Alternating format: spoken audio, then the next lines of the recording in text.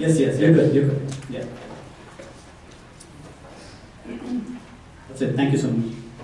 So he is very diffident, but now if you are interested in giving donations, not if you are interested, do give donations. It's customary that after teaching, there is a Guru Dakshina that is given, and that money should go to the Phoenix Vedanta Center here. And they do need the money now for their expansion and renovation. So as a token of appreciation and gratitude, whatever you feel like, please give. And about giving, I remember this little note from Mother Teresa. Somebody asked her, how much should I give for your work? And she said, give that which hurts. We say just the opposite, whatever you feel like, whatever is comfortable is all right. But she had a point there. That's really giving. And somebody wrote, the person who wrote this memoir, he said that I used to smoke those days, in the 70s. I used to smoke, so I gave up smoking for 3 months. And the money that I saved, that I sent. So it hurt. I had to struggle really. But that is what I gave. Like that. Do we pay to self? Not yet. Yeah. But I mean, reach out to me over there. I'll figure out something. All right. Before we start, I would like to acknowledge the one person who's behind organizing and making all of this happen is Mataji Pravrajika Akhanda Prana. So she is the leader of the team, which the Vedanta Society in Phoenix. Unfortunately, she fell ill, so she couldn't attend. But it's really because of her. And she's been after me for 3 years now. Through a lot of difficult times, especially through COVID, she kept on working to make it happen. And when finally it did happen, she couldn't come.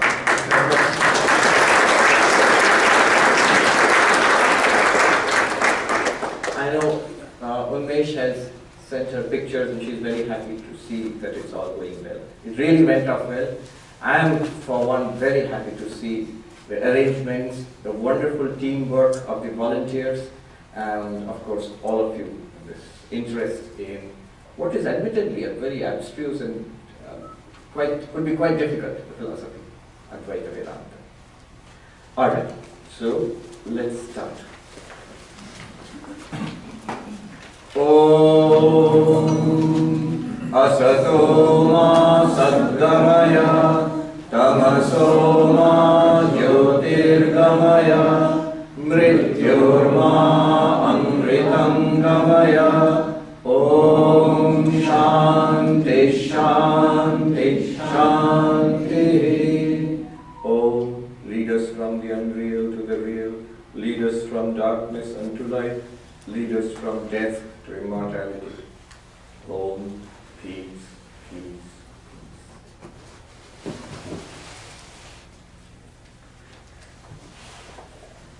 Now we are on verse 15, we did that. So notice what he has done so far. If you look at this diagram, it will make sense. What he has been doing now is answering why are we like this. In the first phase of the book, he said, I exist, I shine, I am my own source of contentment and peace. Therefore I am Brahman. And then he answered all our questions. How are you Brahman? You have to be the cause of the world, the material cause of the world. He showed how Brahman, the universe, is an appearance in consciousness. Therefore, consciousness is the material out of which this universe appears. So I am the cause of the world. Then how can you be Brahman? Brahman is eternal. And then he shows how I, the consciousness, not the body, the consciousness can never be destroyed. How are things destroyed and how those things don't apply to consciousness? That was the argument. Remember, the value of this book, the real beauty of the book lies in the arguments. This is the book about reason. Before you take a vote on whether you accept the argument or not, consider the argument carefully first. They are both subtle, also creative. Being a poet, so these are not, almost many of them are not the standard way these arguments are put in other Advaita texts. Those who have studied other texts, you will see something new in the way he approaches it. The creativist in the way he approaches it. So, eternal, because you cannot be destroyed, you must be eternal. Then you are Brahman. Then the question arises, how am I Brahman if Brahman is non-dual? Clearly there are so many here, how am I non-dual? And then he shows how consciousness is non-dual. Remember the arguments, very elegant arguments. Non-dual means one without a second, no second reality. But all that you see as a second reality is non-luminous. It does not reveal itself to you. You as consciousness have to illumine it. By illumine I mean you have to see it, hear it, smell it, taste it, touch it, think about it, whatever it is. So you have to make it an object of consciousness. But consciousness and object, material object, cannot interact without superimposition. That is the argument there, adhyasa. How will they interact? The interaction problem. Therefore, you are Brahman, Satchidananda, cause of the universe, Sarvapriyananda, eternal, Nityam, all-pervading, Sarvavyapi, and non-dual, Advaita. Alright, now the next part of the book, which we have been going through since yesterday, is, if that is true, then why am I like this? Why do I feel I am this body? Why do I feel I do not pervade everything? I'm just a little. Why do I feel I'm different from everybody? Why am I in samsara with so many sufferings and struggles? Why am I even trying to realize I am Brahman if I am Brahman? So all of these questions, and then he says, it's because of identification, body-mind identification. And then this diagram is helpful. He started off by showing why you can't be the body, why you can't be the subtle physical body, subtle body. All this he has shown. Especially yesterday's class we saw, he focused a lot, a subtle argumentation to show the difference between the real I and the apparent I.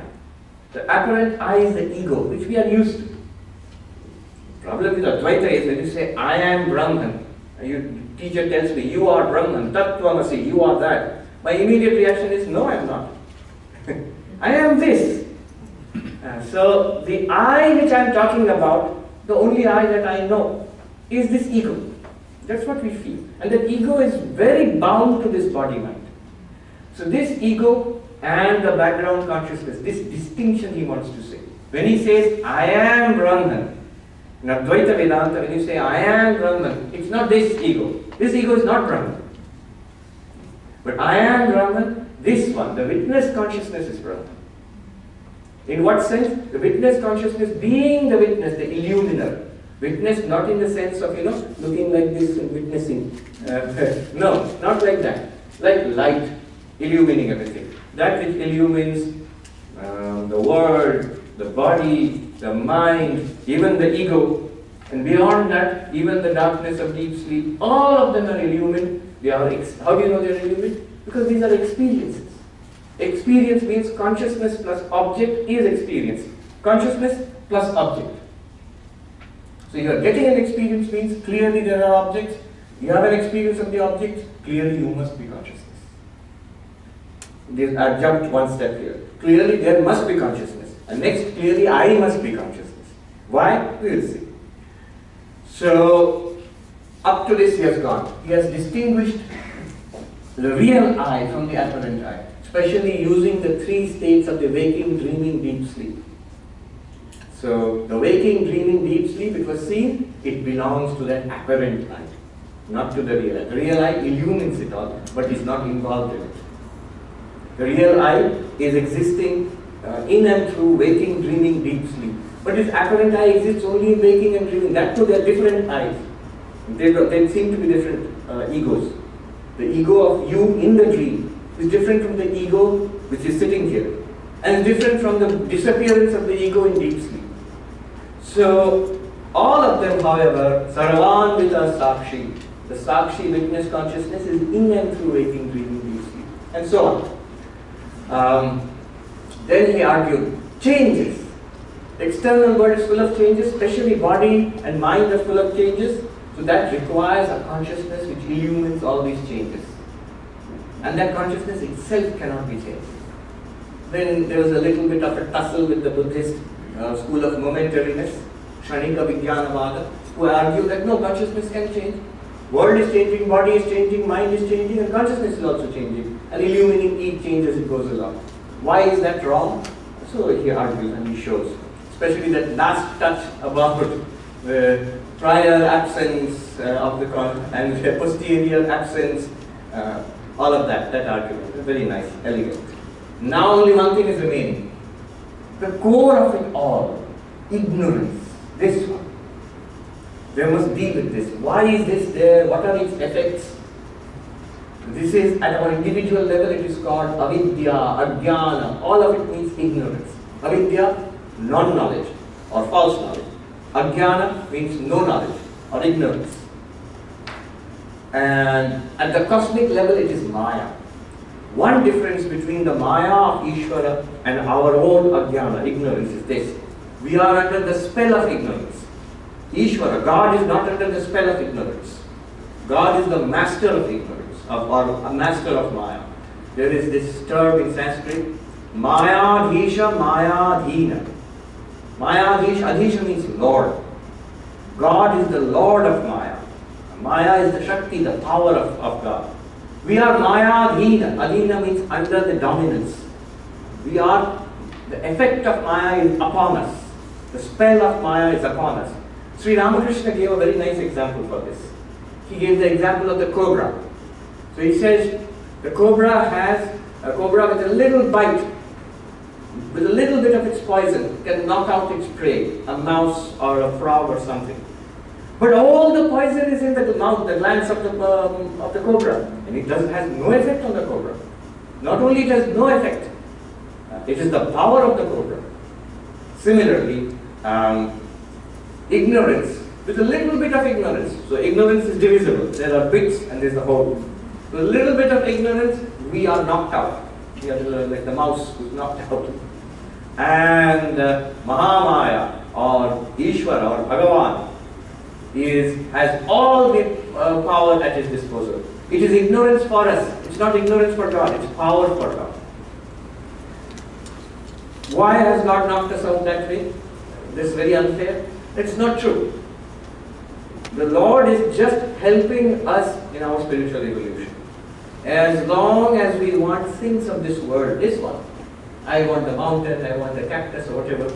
So then play. The Lord has given this play field, you play. When we see that we are getting no fulfillment here, then we turn to spirituality.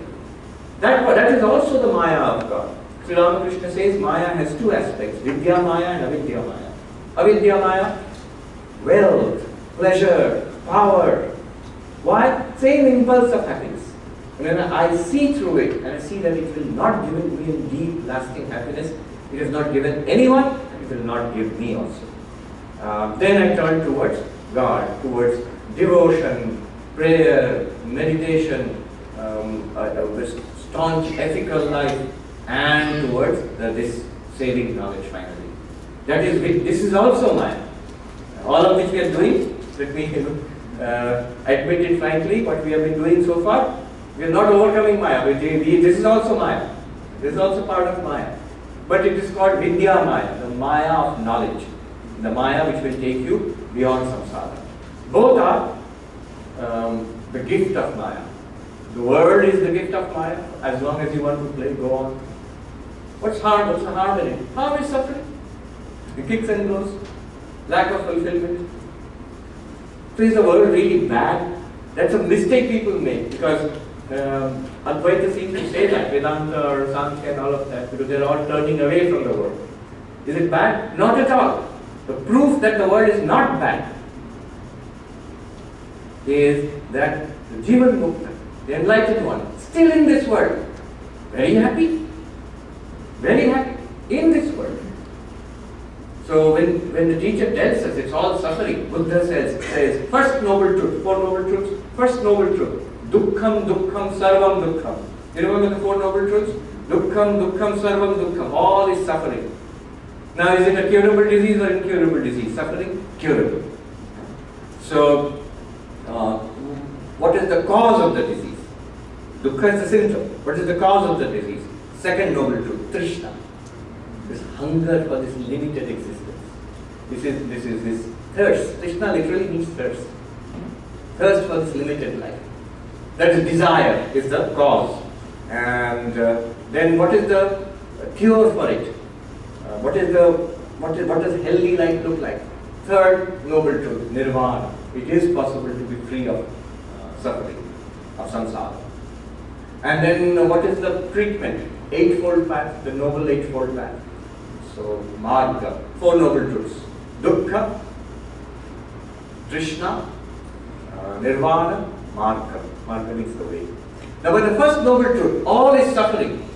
But you have to be very subtle about it. It's not all suffering. If it was all suffering, the Buddha himself is in this world. He attained enlightenment at the age of around 40. And for the remaining 40 years he taught. So the remaining 40 years, was he suffering? No. Because he has said, I have overcome suffering. I am going to show you the way. Therefore, you can be in the world completely beyond suffering. That's the thing. The difference is not this world or not give up this world and go to heaven. Not like that. The difference, the journey is from ignorance to knowledge. That's all. Not from one place to another place. So, now we are going to consider this, the ignorance of it, this ajnana or avidya. What is it? What does it do? All this he will consider. Number 16 onwards. The topic is being changed now. Na prakashe ahamidyukti, na prakashe ahamidyukti, yat prakasha nibandhana, yat prakasha nibandhana, saprakasham tamatmanam, saprakasham tamatmanam, aprakasha katham sprishet, aprakasha katham sprishet.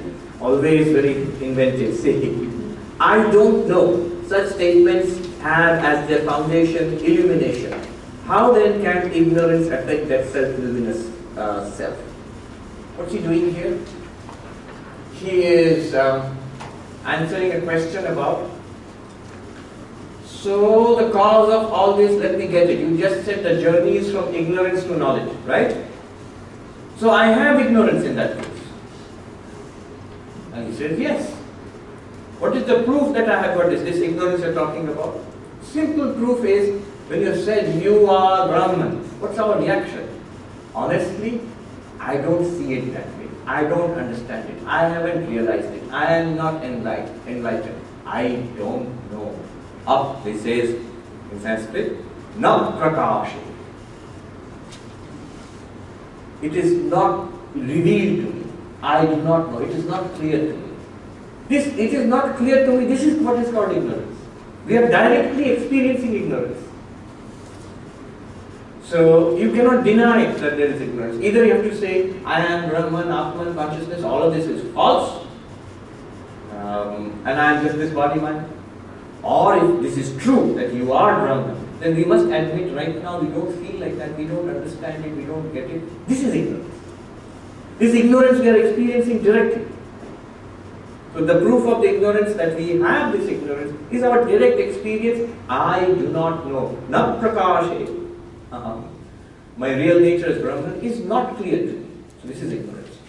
Now the next question would be, oh, so the Atma has ignorance. There is darkness in the sun. Where did it, a big question. So two-part question, where did it come from, where does this exist? They're very deep questions. Where is ignorance? Whose ignorance? If you say, this ignorance is in the Atman, in that case many problems will arise. It's like saying there's darkness in the sun. It's like saying then there are two things here, it's not non-dual, consciousness and ignorance. And if you say no, the ignorance obviously is in my mind, just like any other ignorance. Right now suppose I don't know French or I don't know Russian. I don't know Russian. The ignorance about Russian is in my mind. Just like that, the ignorance about Atman, Brahman is in my mind. That root ignorance which we are talking about here. We are not talking about all kinds of ignorance. We are talking about ignorance about our real nature. That I am Brahman, that I don't know. This ignorance we are talking about. So that's in my mind then. But that cannot be, because mind, body, cactus, mountain, all of it, the universe, comes after Maya. It is Brahman through Maya which is projected as all of this. So what's the problem? If it comes after Maya, where was ignorance before mind and body and the world were created? You're saying ignorance is in the mind. But then where did the mind come from? From ignorance. I mean, from ignorance means from Maya. So, this is a long argument. What is the ashraya? Ajnana ashraya. Ashraya means the locus. Where is this ajnana? It can't be in Satchidananda Brahman because there is nothing else. It's not dual Brahman. It's existence, consciousness, bliss. Why should there be darkness? It can't be in the creation, in mind, body, wherever, because that comes after Maya.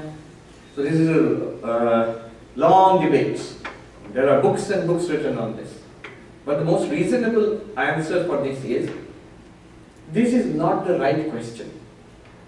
Because ignorance is not a real thing. The only real thing according to Advaita Vedanta, reality, is existence, consciousness, bliss, Satchidananda. It's like asking, if you see a movie, so where does the hero live in this movie? Where? Oh, in his house. Where is the house? Oh, in that city. Where is that city? In the planet. Where is the planet? In space. Where is that space? Will you say it's in the screen? Not really. Is there a house and a planet and a hero in the screen? No. It's just an appearance. These are pictures. They are not real. They belong to two levels of reality. The screen is real and the picture is a fiction. It's an appearance. When you dream of a place, like a person and a house, is there a house inside your skull? No. Is there a person walking around inside your skull? No. It was imagined there. There are two levels of reality. Similarly, Maya, ignorance, is not Sat, is not a second reality apart from Brahman. So it's not there at all, it's not non-existent. No, you have to say it is existent because it projects all of this. It enables us to see Brahman in all these ways. So it is neither real nor unreal. Maya cannot be expressed as it is, either real nor unreal. In Sanskrit, sad asad bhyam anirvachanyam.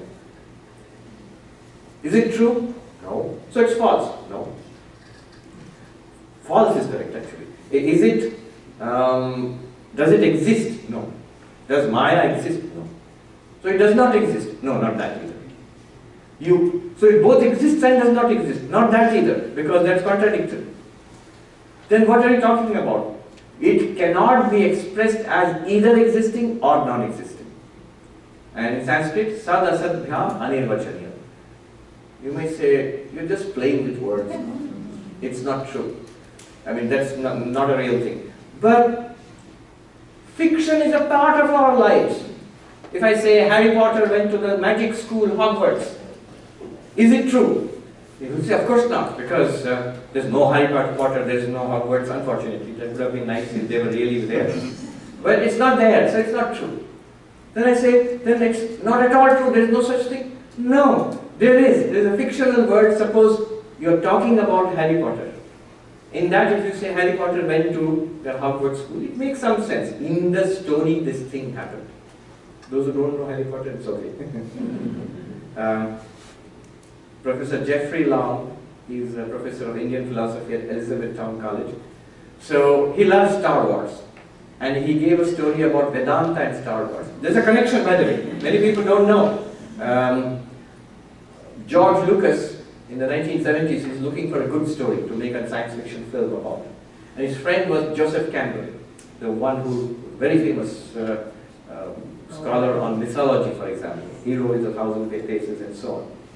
He was a disciple of Swami Nikhilanandaji.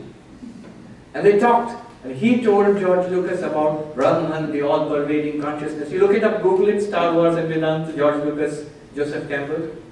And that became this idea of the force, this Brahman. It became the idea of the force in the Star Wars universe. All-pervading field of consciousness and all. And I feel he must have modeled Yoda, the little teacher, on one of the Swamis. Yes. And then he says, there is an order of these mystical warriors who specialize in the Force and all that. They are called Jedi Knights. The story. I saw the first Star Wars movie. I can never forget it. I was a little kid in Calcutta. The reason I can't forget it is my little brother, he got scared with the Chewbacca space battles and started wailing in the movie hall. And people hushed us and then they threw us out of the hall. So I never forgave my little brother for that. I was really enjoying the movie. Now in that there is Jedi Knights, and very interesting, what happens when you are a student Jedi Knight, you have a long ponytail. And when you become a master, the ponytail is cut off. And you don't get to marry or have relationships. And then, you know what happens when a monastic novice, when a person is a monastic novice, you dress in white and you have a long ponytail, the tuft of the shikha. And when you become a monk, what happens? Ritually that is cut off. And of course you're celibate and all. I'm sure these are the things which he must have learned from Joseph Campbell. Otherwise, it's impossible to get it so precise. Anyway, why did I get into that? George Lucas. Fiction. Yes, thank you. Fiction. We are used to fiction. Now tell me, what is the status of Star Wars, Harry Potter? Are they real? Do you consider them as real characters? Would you count them? We're all here and there's one more Harry Potter, plus one, let's add. No, you don't count them. Is it nothing at all? But that wouldn't be true also, because you talk about it. Children discuss it, film critics write reviews about it. So, it's fiction. What is fiction? Well, that which cannot be expressed as either existing or as non-existent. It's a well-known category in human discourse. So, Maya is like that. It's not absolutely existent, but nor is it absolutely non-existent. It's called mithya. Mithya translates as false. Not as absolutely real, not as unreal. In between. It's like truth, lies, and silence. When somebody tells the truth, you're speaking and you're telling the truth. That's like this. When somebody keeps silent, does not say anything, so that's nothing. When somebody tells a lie, that person, it's not nothing, he is speaking. He is speaking, but he is not saying it as it is. So this word is not saying it as it is.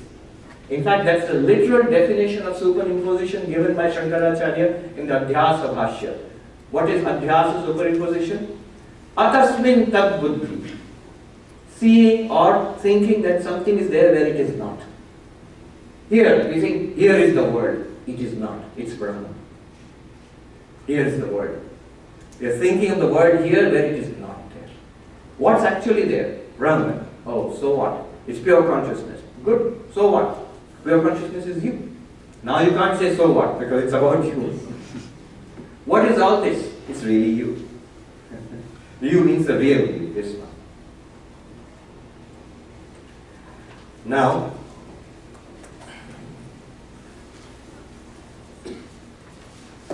na prakashe aham ityukti. So this question, does Brahman have ignorance, darkness? This question. Because you have said all of this problem is due to ignorance. He says, no. Why? Because even this darkness, I do not know. It's known. Your ignorance is also revealed by consciousness. I'll give you two examples. Cloud covers the sun.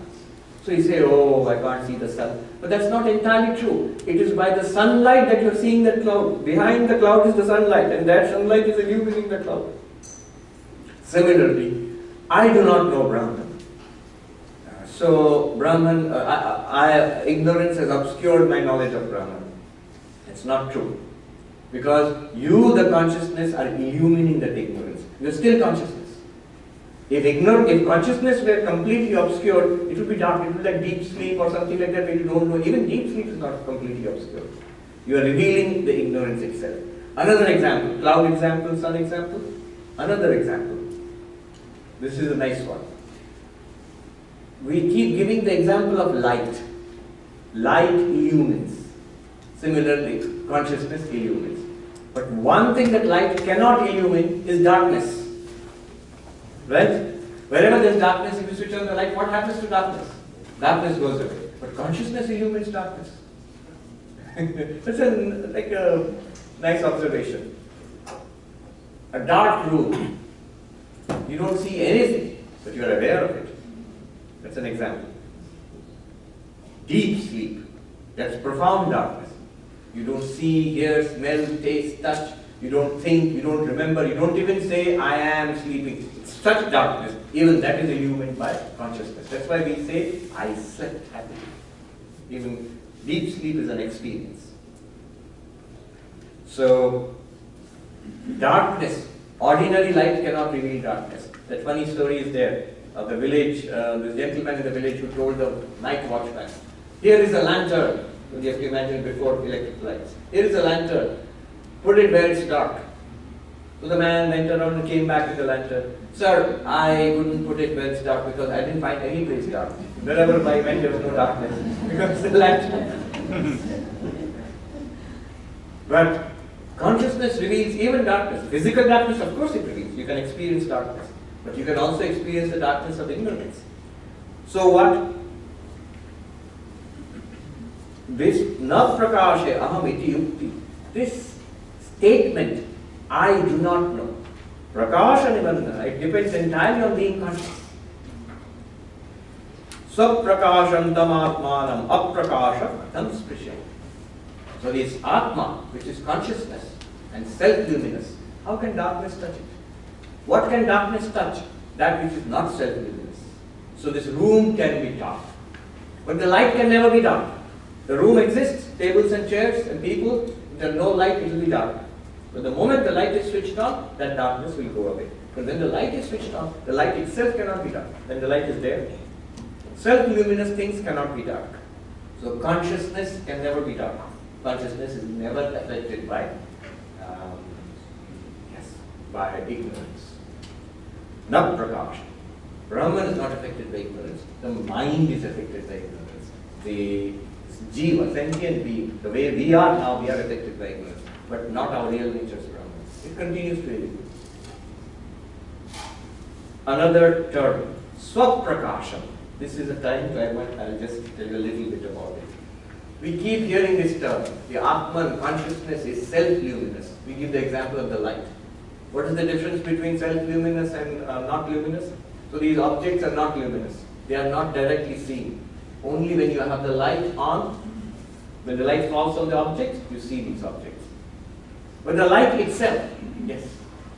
How do you translate Atman into English? Self. Self. S-E-L. Self. Just you. Capital S, self. I. The real I. So, the light, when it shines, it illumines other things, and it is also illuminating itself. Illuminating itself is not a correct term. It is revealing itself as self-luminous. You don't need another light to see this light. But you definitely need light to see everything else. To see anything, you need to add light to it. But to see light, you don't have to add light to it. This is called self-luminosity. And of course, even light is not self-luminous. Because close your eyes, that's it. You can't see it anymore. So the light reveals everything, but your eyes reveal that light. And your mind reveals the, this vision given by the eyes. And consciousness reveals your mind. And what reveals consciousness? It doesn't need to be revealed. It's ever shining. Okay. The self or consciousness is self-luminous. It is swaprakasha, self-luminous. The proof of this. To know everything, you need consciousness. But to know consciousness, you don't need another consciousness. The logical proof of this is like this. You can draw it.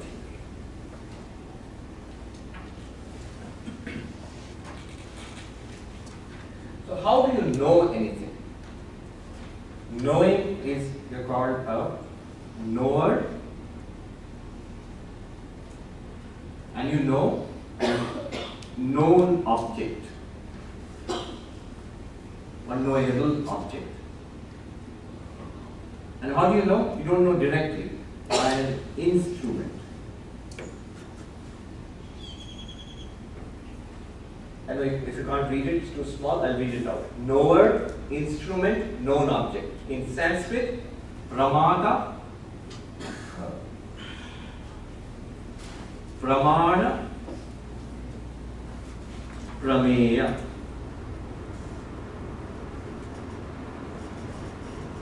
So that's how we know. Example, here is the clock. There you are the knower, and you deploy an instrument of knowledge. I mean, I'm simplifying it. Deploy an instrument of knowledge. What's the instrument of knowledge? Eyes. And what's the knowable object? Orange clock. You see it. It's a form. So I am the knower. This is my instrument of knowledge, and this is the object. Of course, you may say that it's not as simple as this. So many things are there. Light is required. The eyes must be functioning. Mind must be attentive. But all of that is the knower. And using the instrument of knowledge, the eyes, and the object, the clock. Pramana, pramata, prameya, pramata, pramana, prameya. This is called triputi. Triputi means the triple factors of knowledge. Triple factors of to know anything. Now, the question I want to put to you is, how can the knower know itself? Remember, if this is the way the knower knows itself, then for the knower also, you will require another knower and an instrument of knowledge. Then only the knower 1 will be known by the knower 2. But then the knower 2 has to be known also.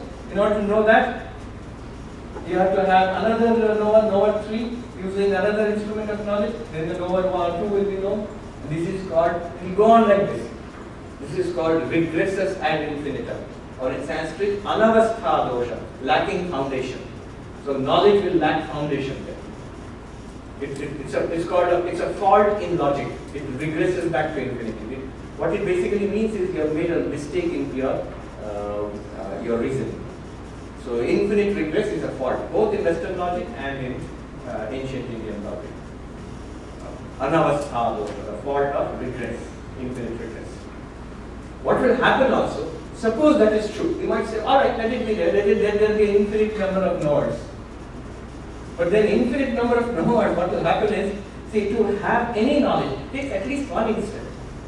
This will know this. It will take at least one instant to deploy the instrument of knowledge and get that knowledge. If it takes even 1 second, then this entire infinite chain, how long will it take to complete and come to me, the knower? Infinite amount of time. No knowledge will be possible in that case. You follow the reasoning? If the knower is to be known by this method, knower, instrument of knowledge, known object, then the knower will become a known object, and then there will be another knower, and so on. Then there will be, the problem will be infinite regress, anavastha dosha. And the next problem will be, knowledge will become impossible. Why? Because every instant of every bit of knowledge takes at least 1 instant to work. It's an action after all. And then to complete this chain, you have to start there. Some unestablished knower will know the next one and so on to work its way down to you. You will know the orange flower. It will never happen. So this clearly shows it's a faulty reasoning. Then, yet, we know that we exist. I know that I am. There is no doubt about it. Only after that I know everything else. Then how did I know that I am?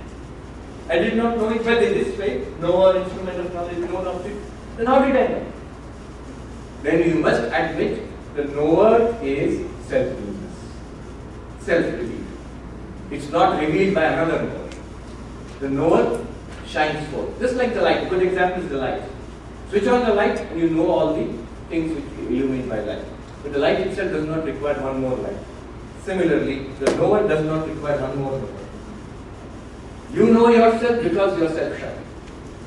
It's like in this room, if you want to know if such and such person was there in the room, you will have to ask the organizers, you have to look at the list of attendees. You might say, yeah, that person was probably there. Or if you know that person, you see that person and say, yes, I saw that person. How do you know that person was in this room? You say, I saw him or I saw her. Good. Now if somebody asks, were you there? You say, yeah, I was there. How do you know? Did you ask the organizers? Did you see yourself? Are you here right now? If you say, yeah, I'm here. How did you know that you are here? Did you check? Am I here? Or let me ask the organizer, am I here? Would you? You never do that. You know you are here. How? So, Swaprakasha. This is called Swaprakasha. The knower is Swaprakasha. Prakasha, light. Swaprakasha, self-luminous.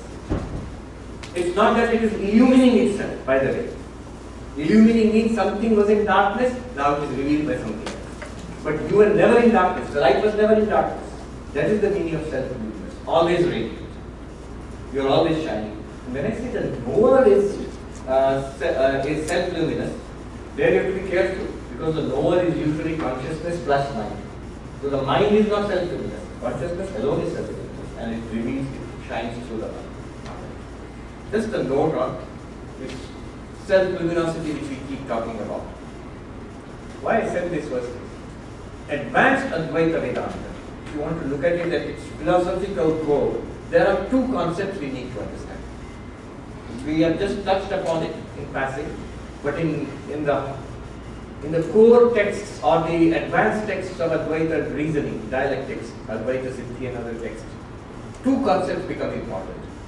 One is about yourself and the other is about the universe. About yourself you need to understand Swaprakasha, luminosity, self-luminosity. That's the real nature of consciousness. That's what makes first-person experience possible. So if you ask, consciousness, what does it do? What's the function? It gives you first-person experience. How does it give you first-person experience? By revealing whatever is presented to you. What about it itself? It is the nature of shining forth. It does not need to be revealed by anything else. So this is self-luminosity. Swaprakasha is a central concept of Advaita Vedanta.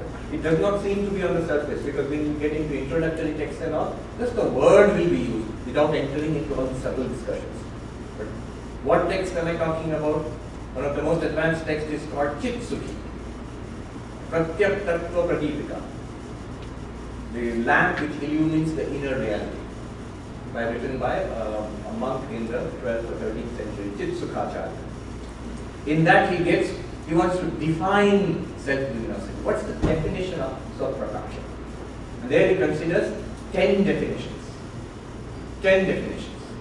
No, 11 definitions. 10 he discards as faulty. The last one he accepts.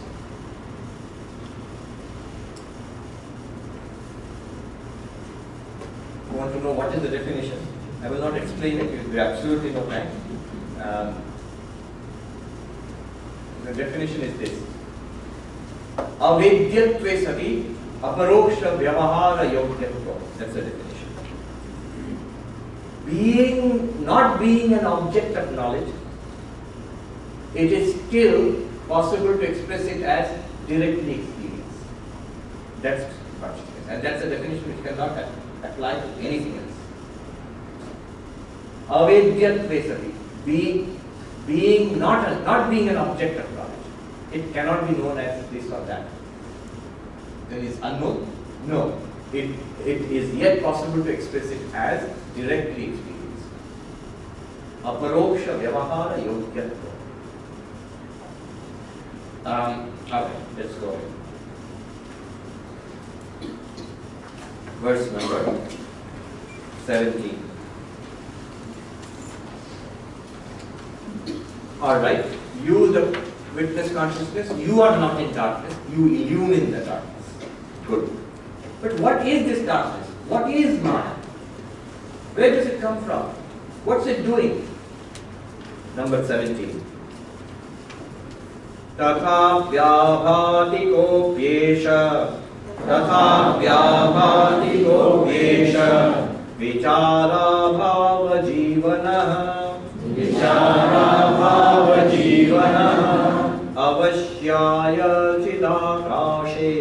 avashyaya chidakashe vichara kodayavadhi. Even so, this mysterious light without inquiry, like a mist, shines within the space of consciousness until the rising of the sun of inquiry. Alright. This Maya, this ignorance, co-creation, is it real? Is it unreal? No. As I said, it's neither real nor unreal. It cannot be expressed as real like Brahman, or not, it's not completely unreal also. It's like in between, false. That's why it's called Nitya. Clearly its experiences are felt. We are experiencing it all the time.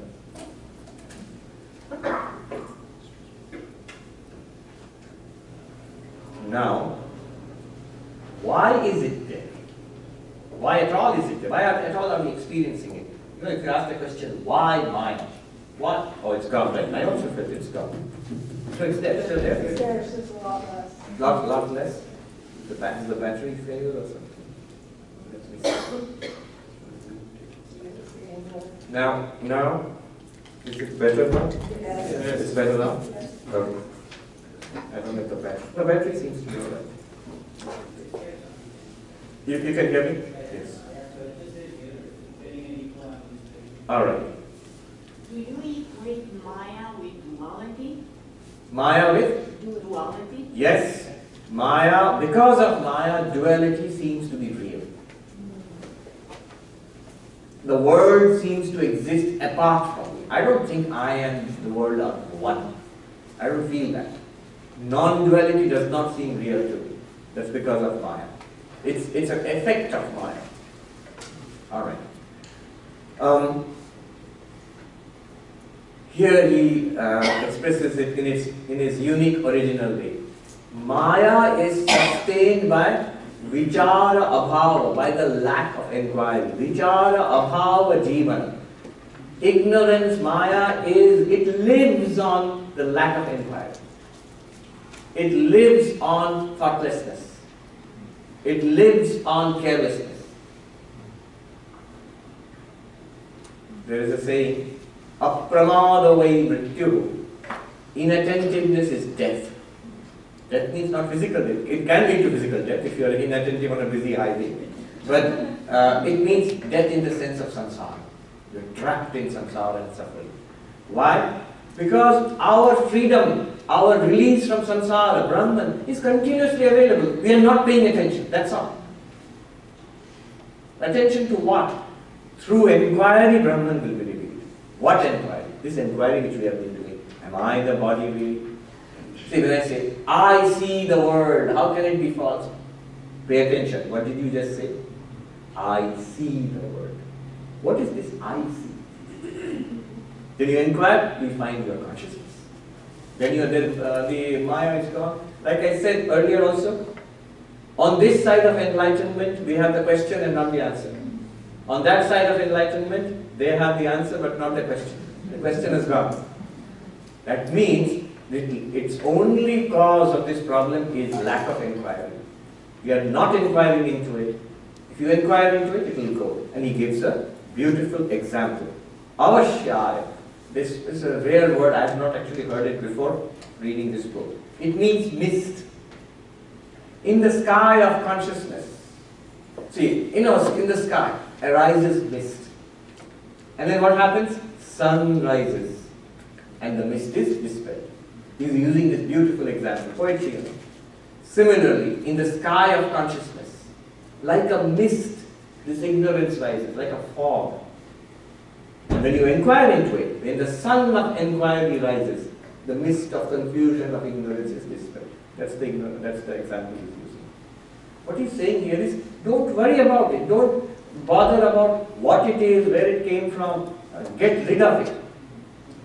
If the moment you detect, you are being told you are Brahman, if you realize you are Brahman, all your troubles are at an end. What a valuable thing. Then why can't I realize that I am Brahman? You can. Inquire, you will realize. So just inquire. That's what he's saying. Lack of inquiry is the life of ignorance. In day-to-day life also. In academics also. What do? You inquire into a subject, in science, in history, whatever it is, and you dispel ignorance about that subject. There was a seminar in a new school in Manhattan. It was on unknowability. Ignorance basically, but unknowability. And there were speakers from different academic disciplines.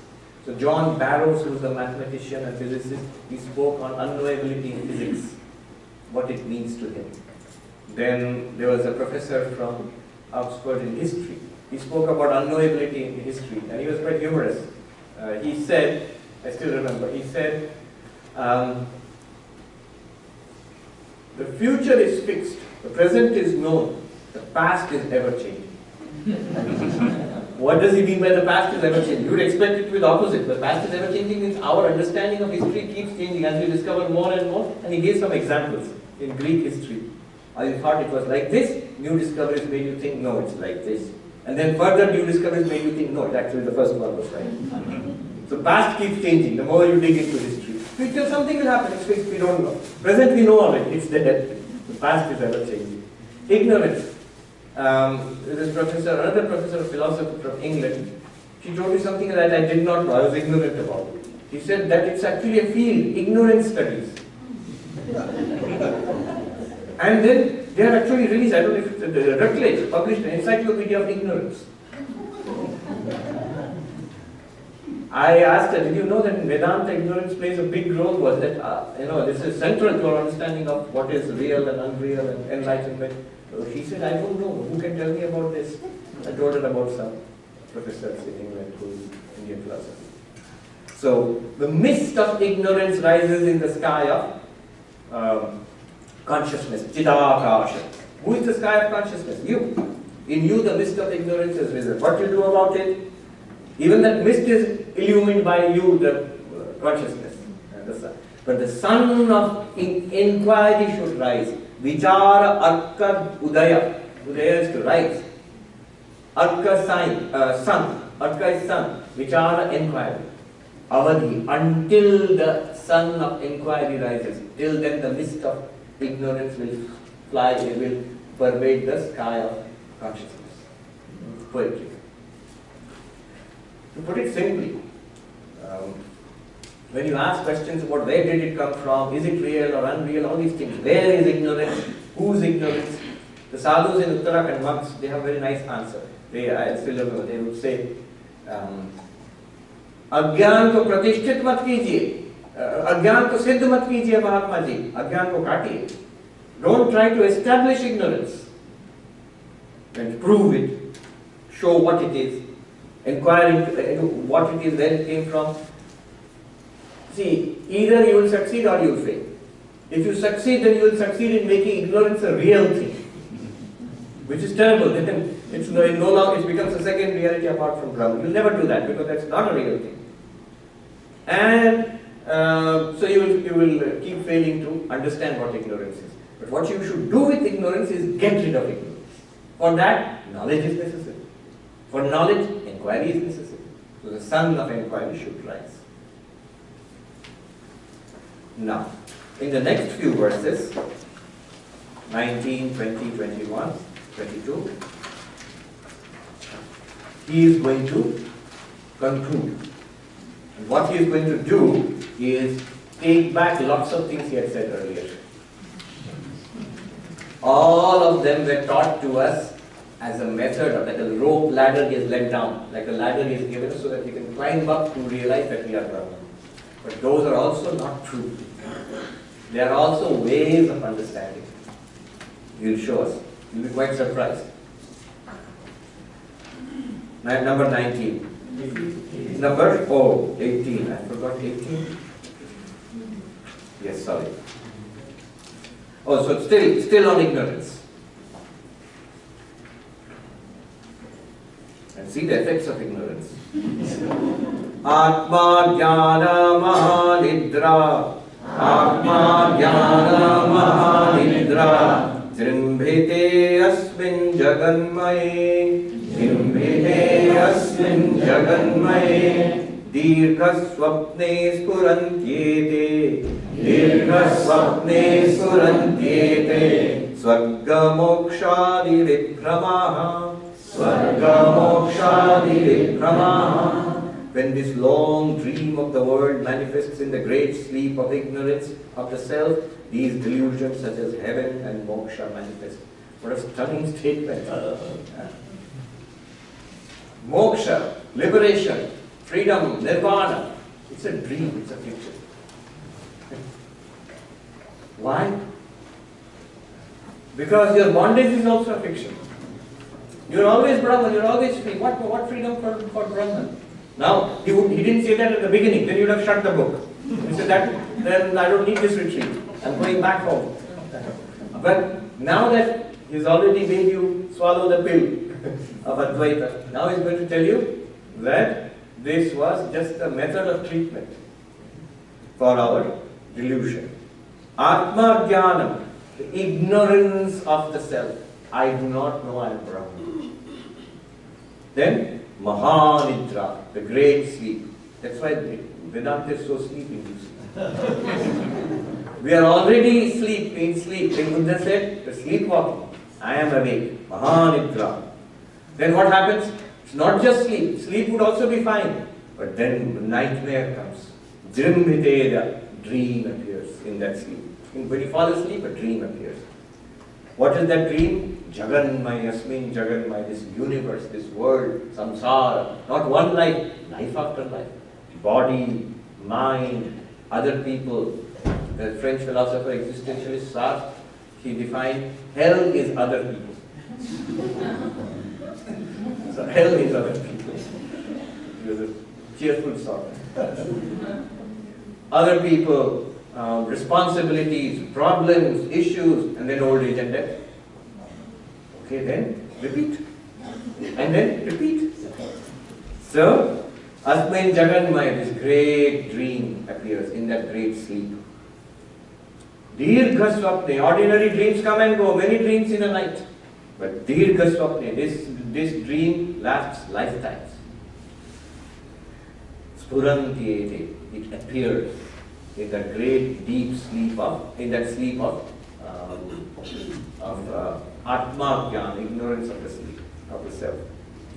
And what are its pursuits? Swarga Mokshadi Viprama, the great delusions, the best objectives of humankind, he is calling them delusions. What is the greatest objective all human beings have thought about? Finest thing they could imagine is heaven. I will go to heaven after this.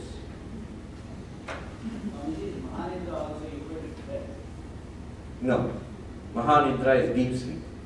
Our deep sleep, this is Mahanidra. This is a deep sleep lasting lifetimes. So, Swarga, heaven is a dream, a delusion.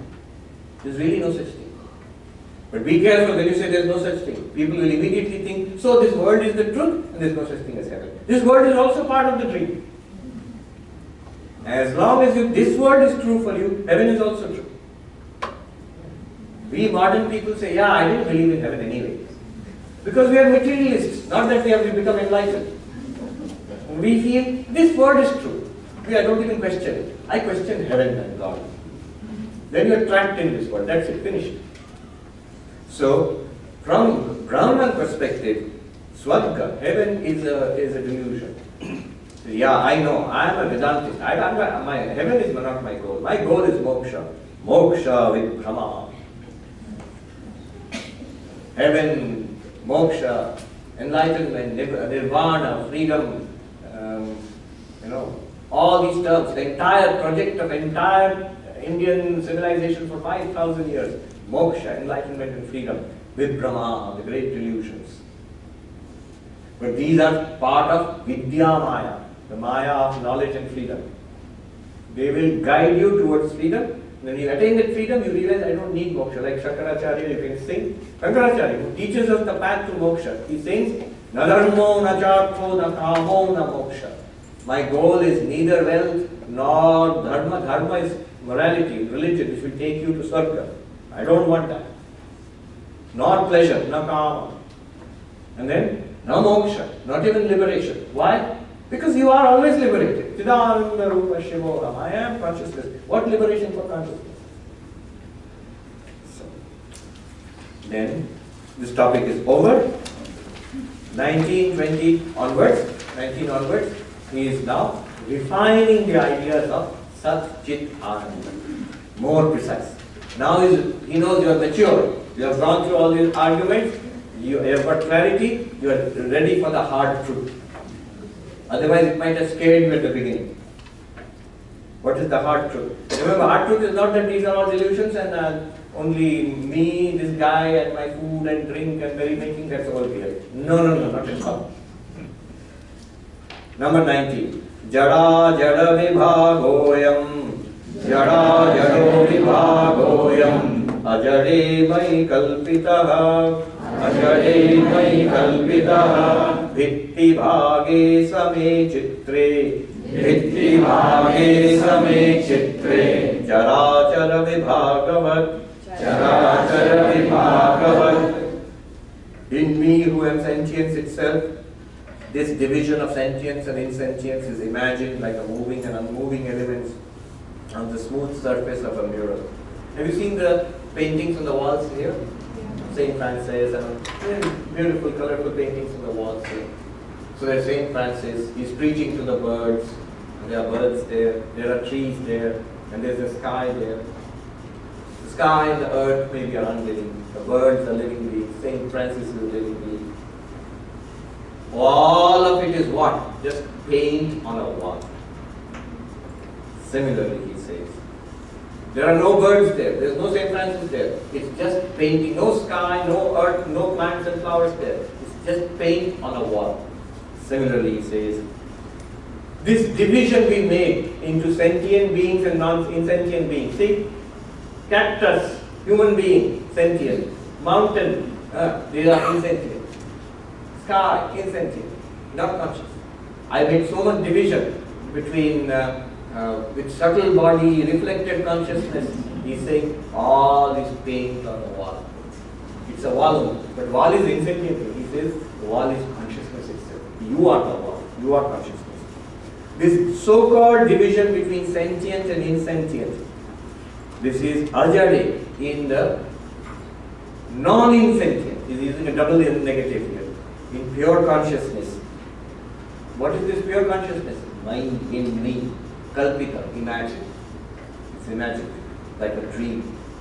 Vitti bhage, as on a wall. Same, in the same plain wall, you have beautiful pictures of sky and birds and trees and multicolored blue sky, green tree, pretty little birds, Saint Francis wearing his habit, and so on.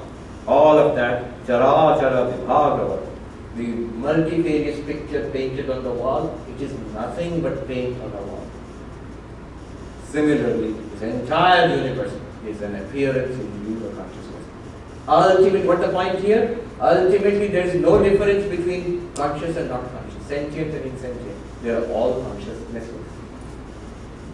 Even the so-called chair, table, they are all actually only consciousness. Then why is it that we appear, we are behaving consciously?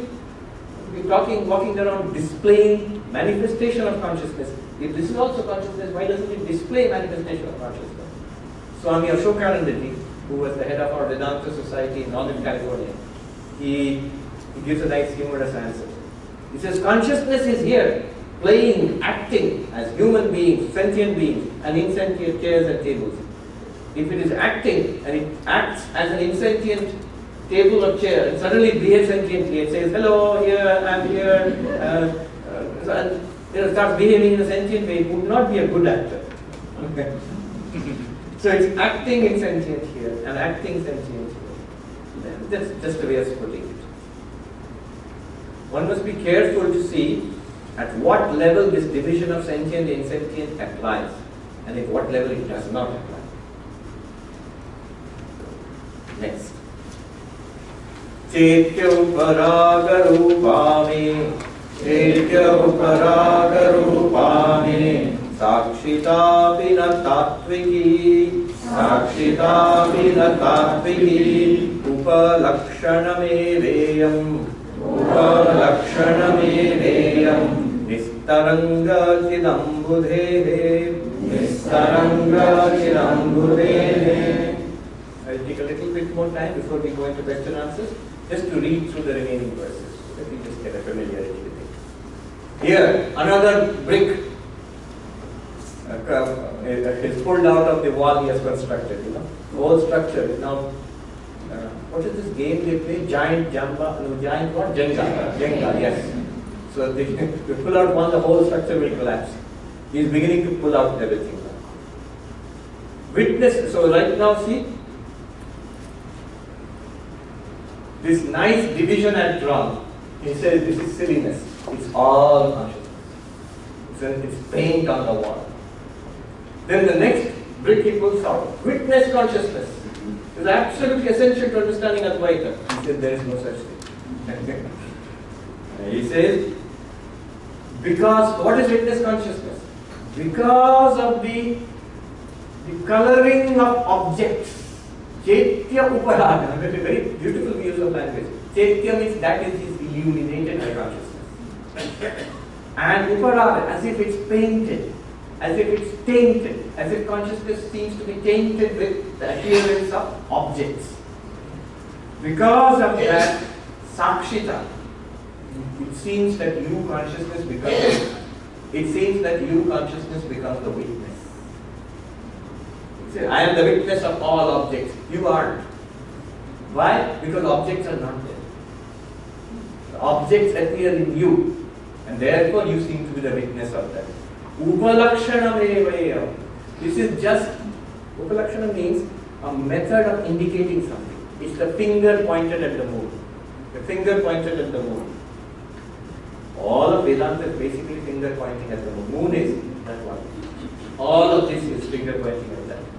At us, our reality. It's a Chinese phrase, finger pointing at the moon. So you're not supposed to look at the finger, that's the mistake we make. Look at the finger.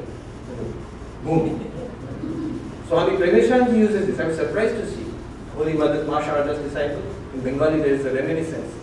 He sort of bemoans the fact all that I say, all that the scriptures teach is finger pointed at the moon. And people just look at the finger and stare at the finger. And I say, that's also alright, at least they are not staring at nonsense. So we become very focused. Vedanta, these are the arguments, these are the shlokas, I'll memorize this, I'll understand that, I will debate that. Is it Dvaita, Advaita, Vishishta Hinduism, Christianity? That's all the finger.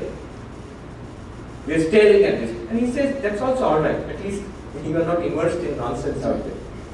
But this is not the goal. The goal is what it's indicating. You have to catch that. Okay, that says something with that. It's the finger pointing at the moon. What is it? What is that moon? What is it pointing at? Nistaranga Chilambudhe. What a beautiful phrase. Ambudhi, ocean. What ocean of what? Consciousness. Nistaranga, waveless ocean of consciousness. Limitless consciousness. Without any change. These waves don't even exist. You are the waveless ocean of consciousness. You are that tattva. Therefore, there is no division between witness and objects. That also that goes.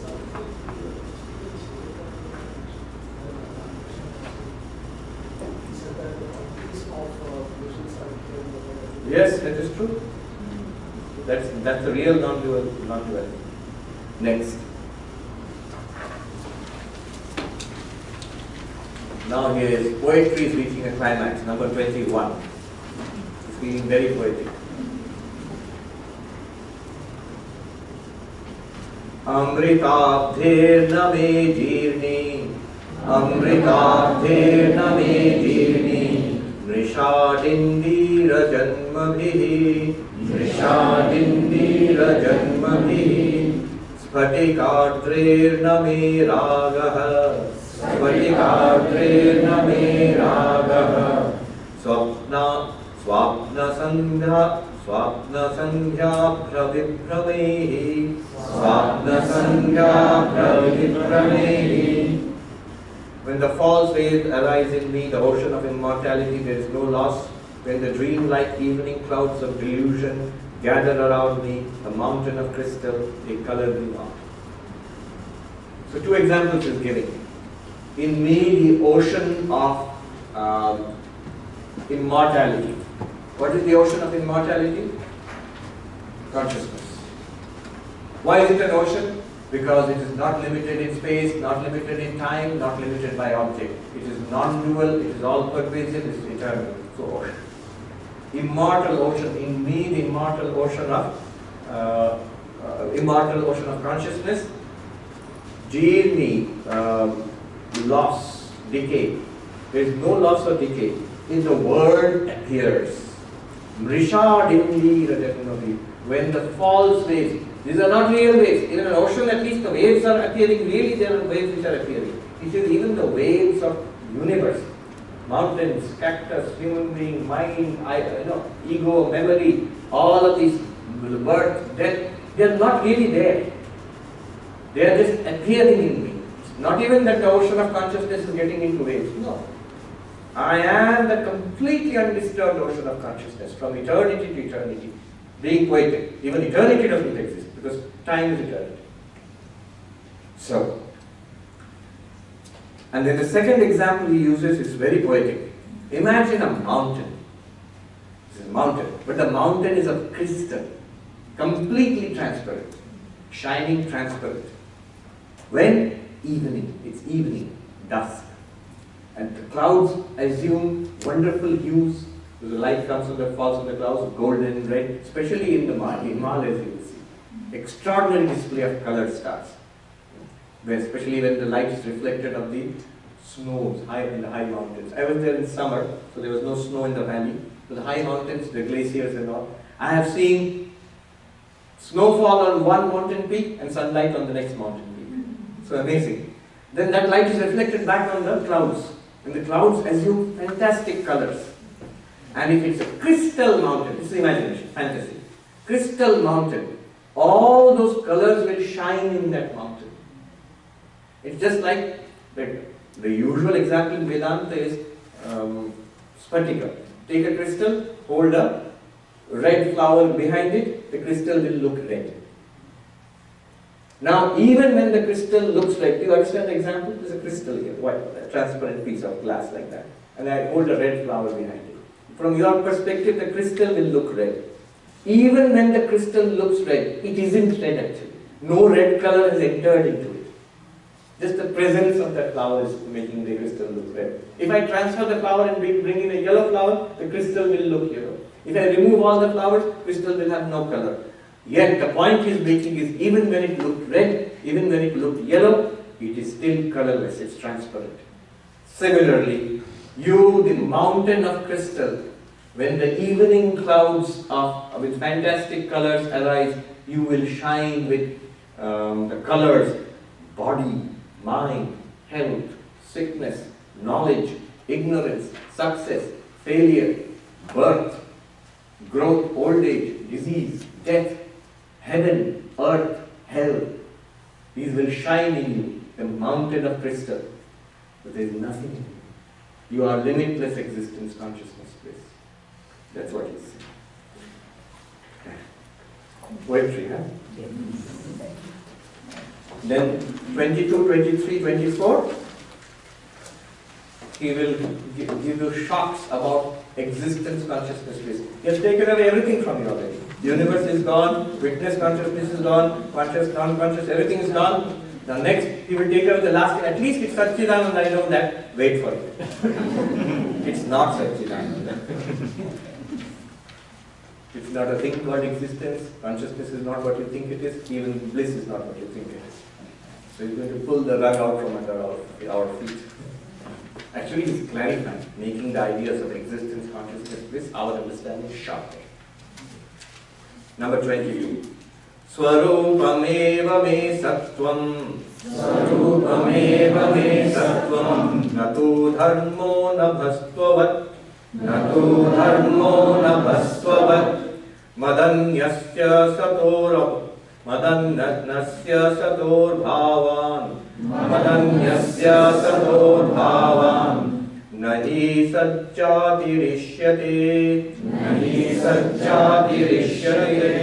As spaceness is the nature of space, so existence is nothing but my own nature, not a quality of mine.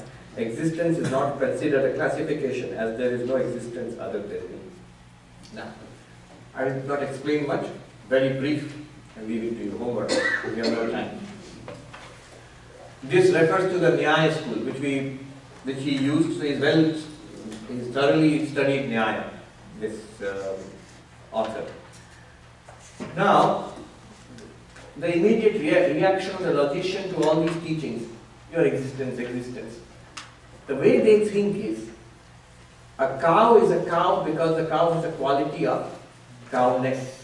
It's something which is common to all cows, and that's the quality of cowness. They call it a universal jati. A universal. It's a concept in Western philosophy and Indian philosophy also. So there is a common quality to all cows, which is cowness, gotva. And therefore, if that quality is in an animal, you will call it a cow. There is a common quality to all human beings, humanity. If that's there in us, then you are a human being.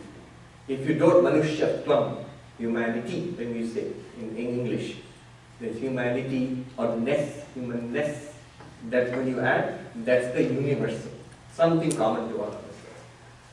So if you talk like that, and what is this? Humanity also has been defined in Aristotelian logic. Man is a rational animal. You just say man is an animal, it won't work, because there are so many animals which are animals but not human beings. So, rational animal. If you say man is just rational, your AI will qualify for being a human being. No, rational animal. So you put these two together, only human beings will have it. That's the idea. Should I say this? Okay. Hold on to this. I don't know, let me just finish this and then I'll tell you what after to something funny. When you talk like this, there is existence everywhere, there is an ocean of existence. Look around you. Is, Satchidananda, Sat, existence everywhere. What will the Nayayika think? Nyayas do? You say, oh, I see, I get it. By saying that there is existence everywhere, there is a universal called existence. There is a quality, everything has anything that has the quality of existence, you are calling that quality Sat.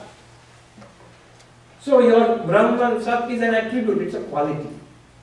Isn't that's what you are talking about? No.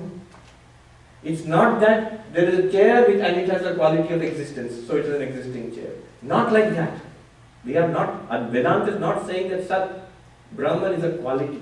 Quality, actually the term they use is jati, universe. Jati, they call it samanya, a general quality inhering in all members of that class. So cow is a class of set of beings. They share one property of cowness, then they are included in the set of cows. Like that the Nayayika will say, so existence is a quality shared by all existing things. They come in the set of existing things. Is this what you are saying by Sat pure being? We say no. Sat is the reality. It's not it's not the Nayayika, Jati or Samanya, the universal. Rather, Sat is the one real reality in which all things appear.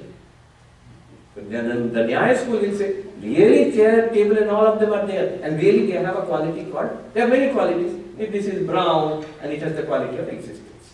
It has also the quality of chairness. So it's an existing thing, it's a brown thing, it's a chair. So it's an existing brown chair. Is this what you mean? We say no. We don't mean that. We mean there is only existence and in which names and forms keep appearing. How to explain it to the Nyaya logician? They have a concept called sky, this sky, space. There is no such thing as spaceness.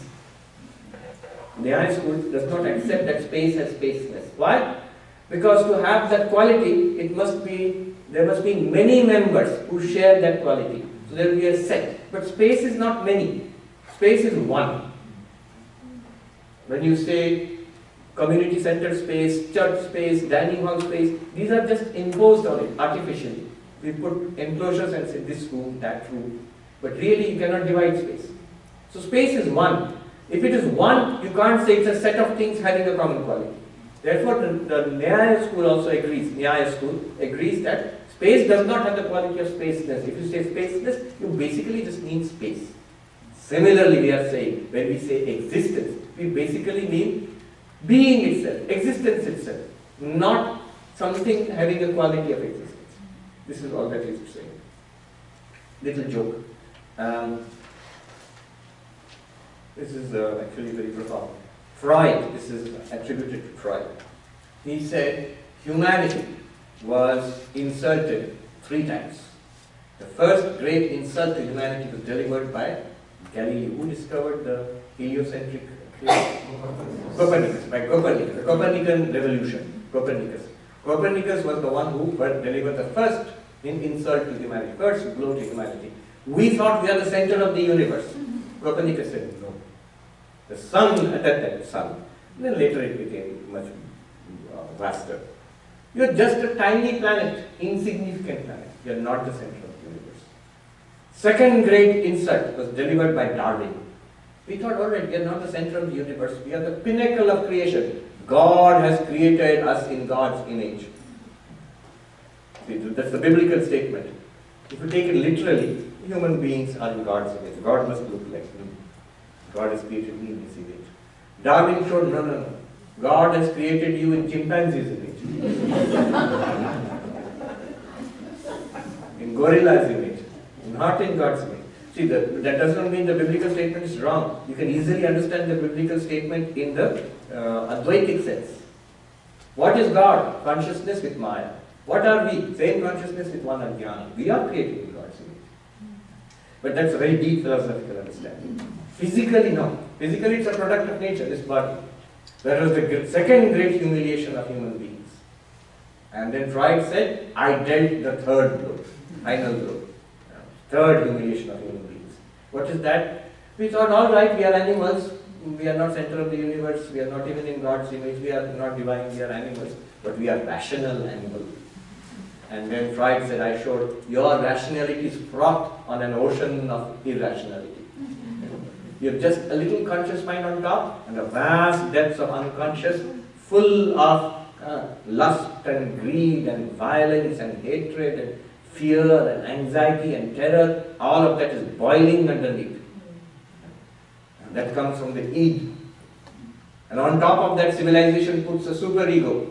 Be a good person, be a God-fearing person, be a civilized person, don't be greedy, tell the truth, sacrifice yourself. And the id is boiling up. I want this, I want that, I hate that, I will kill that person, I will grab all this. And then, in between is the ego, which has to balance both. Superego and id. No wonder the ego goes mad. So that is Freud's whole theory. So he says that is the human being, not rational animal. Then number 23.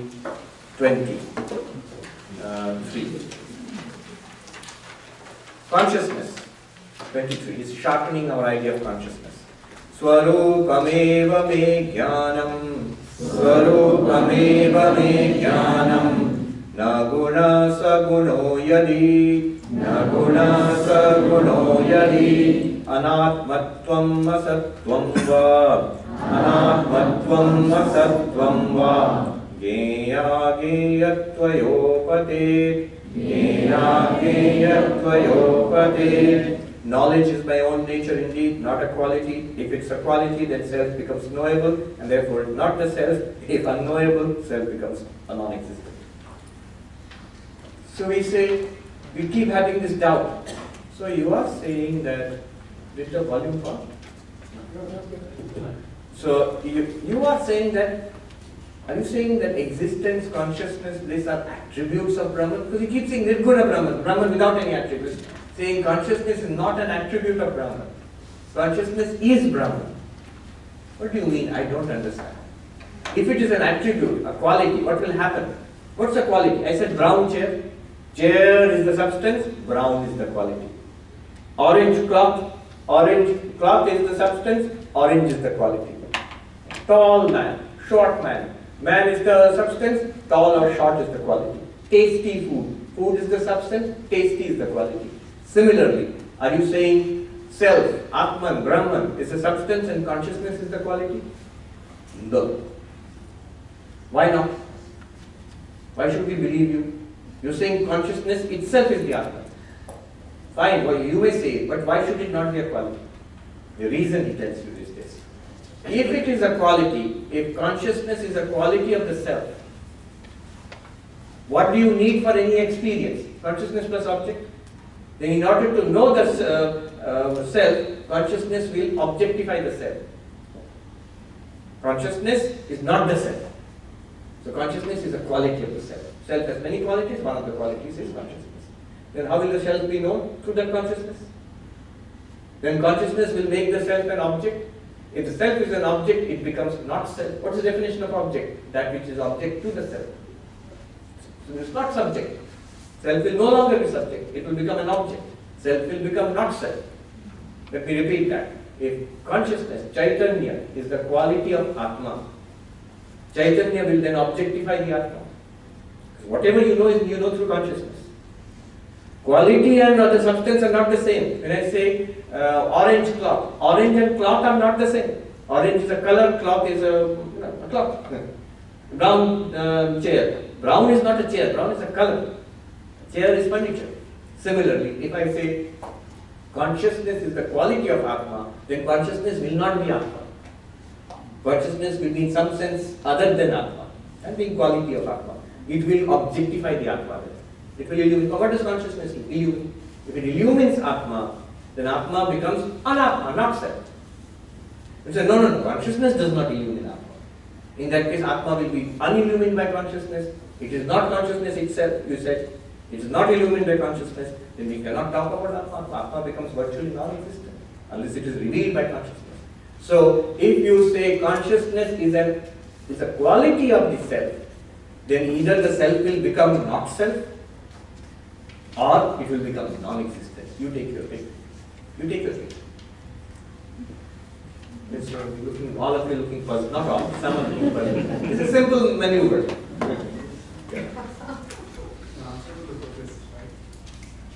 Yeah. So consciousness, depending on what kind of Buddhist you are talking about, consciousness cannot be an attribute. It must be the even existence can't be an attribute. I can't resist these things, but anyway, time is a problem. This goes back to Bertrand Russell in Western philosophy, theory of descriptions. So, Bertrand Russell, what is the problem? I'm telling you, going back to the earlier verse. Why consciousness cannot be an attribute, existence cannot be an attribute.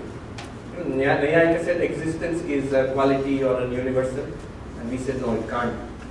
Bertrand Russell actually in the early 20th century, he proved why existence cannot be a quality. Why? So, when you say brown chair, look at the two statements. The statement is that the chair has the quality of being brown, the color of brown. And what the Nayayika is saying is that, just like that, the chair has the quality of existence. The chair has the quality of existence. Bertrand Russell showed logically how this is nonsense, it can't work. Why? What is the meaning of the statement, the chair is brown? He said, the meaning is this, there is an X, some X, such that X is a chair and X is brown. What does this mean? There exists X, such that X is a chair and X is brown. Now if you say X has the quality of existence, chair has the quality of existence, then it will be, there exists a chair such that the chair is existing. Chair is brown. You can describe it like that. There exists chair and the chair is brown. X is a chair and X is brown. If you say there existence, chair has the quality of existence, then you will say there exists X such that X is a chair and X is existing. It's like saying chair exists and it has the quality of existence, or it is existing. And it becomes even more nonsensical when you deny existence. Suppose you say the chair does not exist. Chair does not have the quality of existence. Then what will it become? There exists X so that X is a chair and X is not. And a chair, it does not exist. There exists X so that X is a chair and X does not exist. It becomes self-contradictory. So, existence cannot be a quality.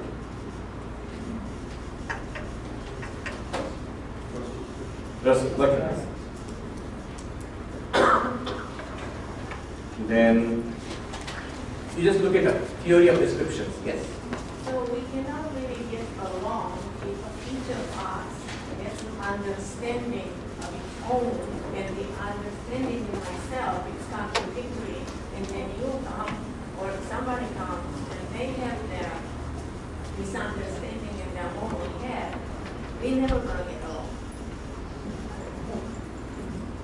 I don't understand. Wait, we'll discuss this after this. Hold on to the question. Let me finish this. Then what about Ananda bliss? Aham eva sukham nanya. Aham eva sukham nanya. Anyatchet naiva tat sukham. Anyatchet naiva tat sukham. Amadartham nahi preyo. Amadartham nahi preyo. Madartham na swatah priyam. Madartham na swatah priyam. I am joy itself. Joy is not other than me. If other, it is not joy at all. For if it isn't for me, it isn't dear at all. And if it is for me, it isn't dear of itself. A very nice argument. You remember the arguments I gave you from Vidyaranya. Self is my constant source of happiness. Self is the maximum source of happiness. What are the arguments? Whatever gives me happiness, I like. What I like, I try to get. Whatever does not give me happiness, I dislike. What I dislike, I try to get rid of. I never try to get rid of the self. Therefore, self is the source of continuous happiness. Also, if anything is loved for the sake of another, that another is loved more than the first thing. Ultimately, all things are loved for the sake of the self. That is, he's just playing around with that argument. Homework. Then, number 25. Nahi nana swarupam syat. Nahi nana swarupam syat. Ekam vastu kadachana. Ekam vastu kadachana. Tasmad akhanda evasmi. Tasmad akhanda evasmi. Vijahat jagatim vidam. Vijahat jagatim vidam. A single thing can certainly never have multiple essential natures. Therefore, forsaking the distinctions pertaining to the world, I am indeed indivisible. Now he's putting it together. Sat, Chit, Ananda. One more question can come. So, the Sat, Chit and Ananda, three names, are they three different things? Or three different aspects, three different attributes? No. Sat is Chit is Ananda. And here are the arguments for that. What is the argument? You figure it out. And explanation is given by Swami Sarvapriyananda. Forsaking the distinctions pertaining to the world. In the world, a thing may be existent and not be consciousness. Thing may be existent and consciousness but not be joy. In the world, these distinctions are there. But they are not true of the self. That which is also shining, is also bliss. And explanation, you read yourself. Then, conclusion. We come to the great saying. The whole of Advaita Vedanta can be understood as explaining Tat Tvam Asi. That thou art. He's coming to that in 26.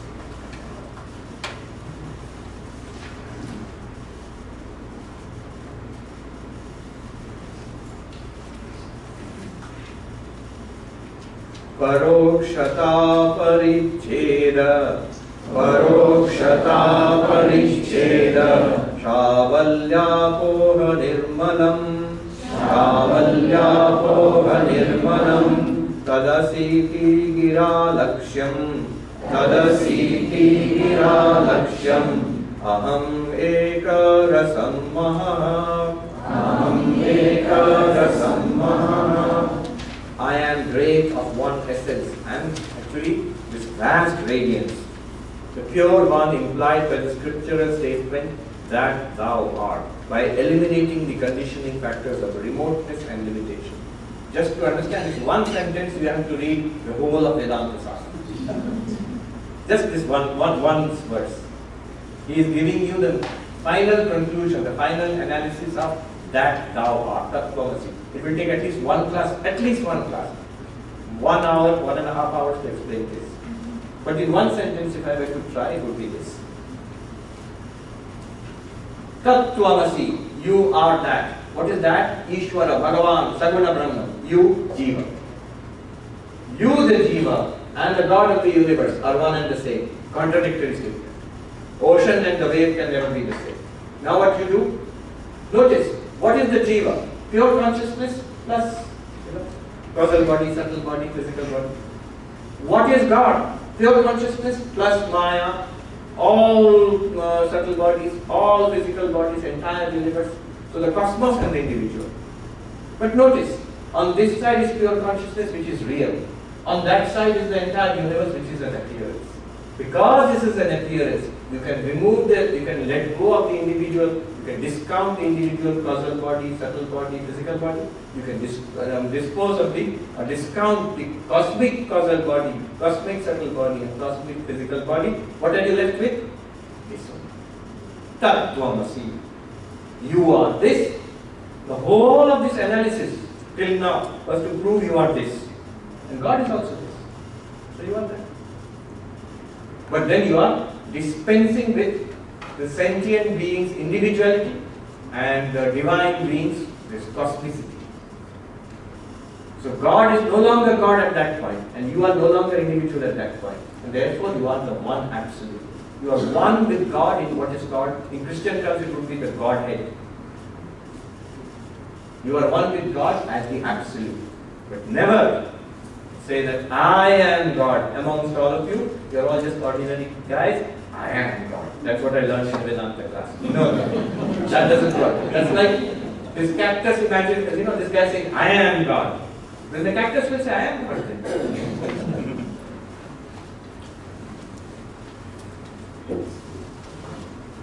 Concluding verses.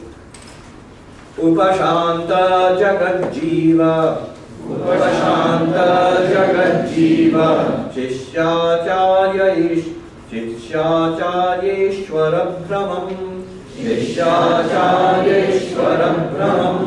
Swata siddham manadyantam.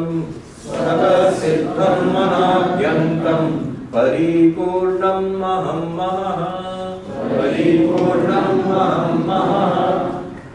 Final conclusion. What is the final conclusion? I am by my very nature perfect, without beginning or end, complete, great and free from the error of the word, individual, disciple, preceptor and God. When what it means is upashanta, ceasing. When all the waves, what are the waves? Jiva, individual being. What are the waves? Shishyas, disciple, acharya, teacher, Ishvara, God. When all these waves have ceased, have become one with the ocean, what remains? Swata Siddham, established by itself. You don't have to establish it through Vedanta by any instrument of knowledge. It is the reality which establishes everything else. Swata Siddham, Anadyantam, beginningless, endless, without any limit. Paripurnam, complete in itself. Aham Maha, Maha, vast radiance. This vast radiance. Sounds great. Who's that? You. You. I am. You are that. Then he concludes with a parting word, the concluding last verse. Lakshmidhara Kavi Sukti. Lakshmidhara Kavi Sukti. Sharadam Bhoja Samhritaha. Sharadam Bhoja Samhritaha. Advaita Makarandoyam. Advaita Makarandoyam. Vidvat Bringe Nipiyatam. Vidvat Bringe Nipiyatam. May this nectar of non-dualism, composed by the poet Lakshmidhara of autumnal lotus-like verses, be enjoyed by bee-like sages. So poetic touch at the end. He puts his name in there so that in those days there's no other way of recording whose name it is, who composed it. So it's part of the text. You know that Lakshmidhara Kavi composed it. What is this? This nectar of non-dualism. Where is it? It's in flowers. What are the flowers? These lotus-like verses. And they are what kind of lotus? The autumn lotus. They are used in Bengal for the worship of the Divine Mother. So Sharad Ambhoja Samhritara. And then what happens? There is honey there to be collected. Who is going to collect? Vidvat Bringei, the wise, the sages, the masters, the inquirers. You are the bees. You are the bees. Biyata, you drink this honey from the lotus-like verses, autumn lotus-like verses of this book composed by the poet Lakshmidhara. Om Shanti Shanti Shanti Hari Om Tat Shri Ram Krishna Arpanamastu. Very good. Now, quick smattering of questions. We still have time. We'll start this way. Okay. The lady here. You want to do the microphone or? Yeah.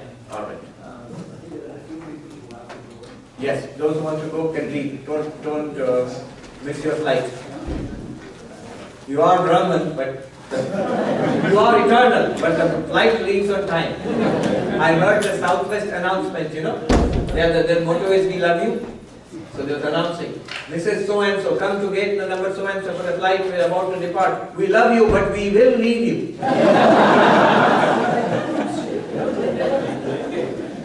Yes, the lady here. Just want to start.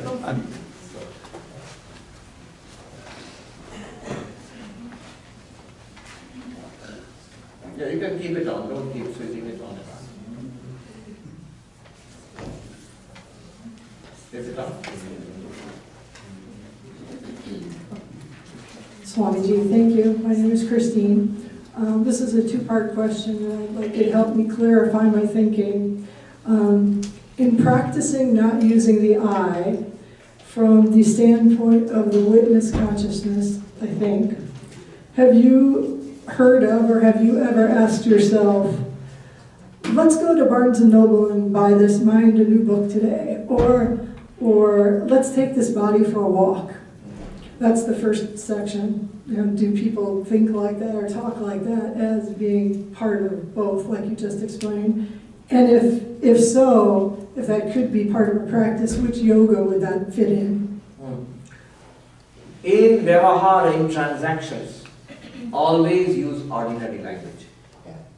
Never say things like, I, the limitless, vast radiance of existence, consciousness, bliss, am running to catch my flight. No. I, Christine, am running to catch my flight. It would kind of be more like dissociative disorder. If you Yeah, were right. thinking Never do that. that. Never do that. Just be as ordinary as possible. There was this Buddhist text which I loved very much. It's called Pointing the Staff at the Heart of the Old Man. Padma Sambhava, the great master who took Buddhism to Tibet from India. When he was traveling to Tibet, this was a place now in Bhutan actually, where on his journey he rested and an old man served him for some time. And after having served him, the day Padma Sambhava was supposed to depart, the old man bowed down to him and said, I am old, my days are coming to an end. I have not practiced any spiritual disciplines. I am not all that learned either. Please instruct, and I am a family man. Please instruct me in a few words so that I can be enlightened. So Padma Sambhava picked up his staff and pointed it to the heart of that old man. That's why it's called pointing the staff at the heart. If you Google it, you'll find it. Very short, one page. There was a princess in that gathering who noted it down. That's why we get it. It's some more than 1,000 years old. Anyway, my point here is, the last instruction he gave, in that short instruction, less than one page, the last thing he told that old man was some practical things. First instruction was direct teaching that you are the Buddha nature. But after that he added some practical things. The old man had said, I am a family man. He said, do not bother too much about your children. Do not be too over-concerned with your children. Do not be over-concerned with your wealth and property. And then the last thing he added was, always aim to die an ordinary man. So don't try to be extraordinary in this personality as this thing. Just be as normal as possible. Because you are this extraordinary being anyway. You are this limitless spiritual being. He says, Maha, the vast radiance I am, which you are right now. You don't need to make Christine acknowledge that all the time. Somebody wrote a letter to me. I, who am limitless existence, consciousness, bliss, in this body and identity as Mr. Mishra, I am writing to you. Just say Mr. Mishra. Don't say Hulk. Yeah. Yes. The gentleman. Oh, you had a question? Well, really, it was just more of a statement. Yes. Tying into something you had said Get the earlier. microphone. Oh, sorry, when Christine we were discussing this question earlier this morning, and of course I was like, I have no idea, that sounds like a Jedi mind trick. Back to Star Wars. Yes. Pranam Maharaj, my name is Anirban. I know the sadhus warned against or advised against establishing ignorance, but I still would like to ask the question just to make sure I'm clear on the logic. When you gave examples to explain the verse 16 about ignorance, you talked about the movies, the novel, the dream, as those fictional entities. Yes. And it's fine. I mean, those are fiction. But there is a creator or rather a generator of that fiction. So, like for the novel, there is a writer, an author who's at the same level of reality as me. Yes. For the movie, there is the filmmaker who's at the same level of reality as me.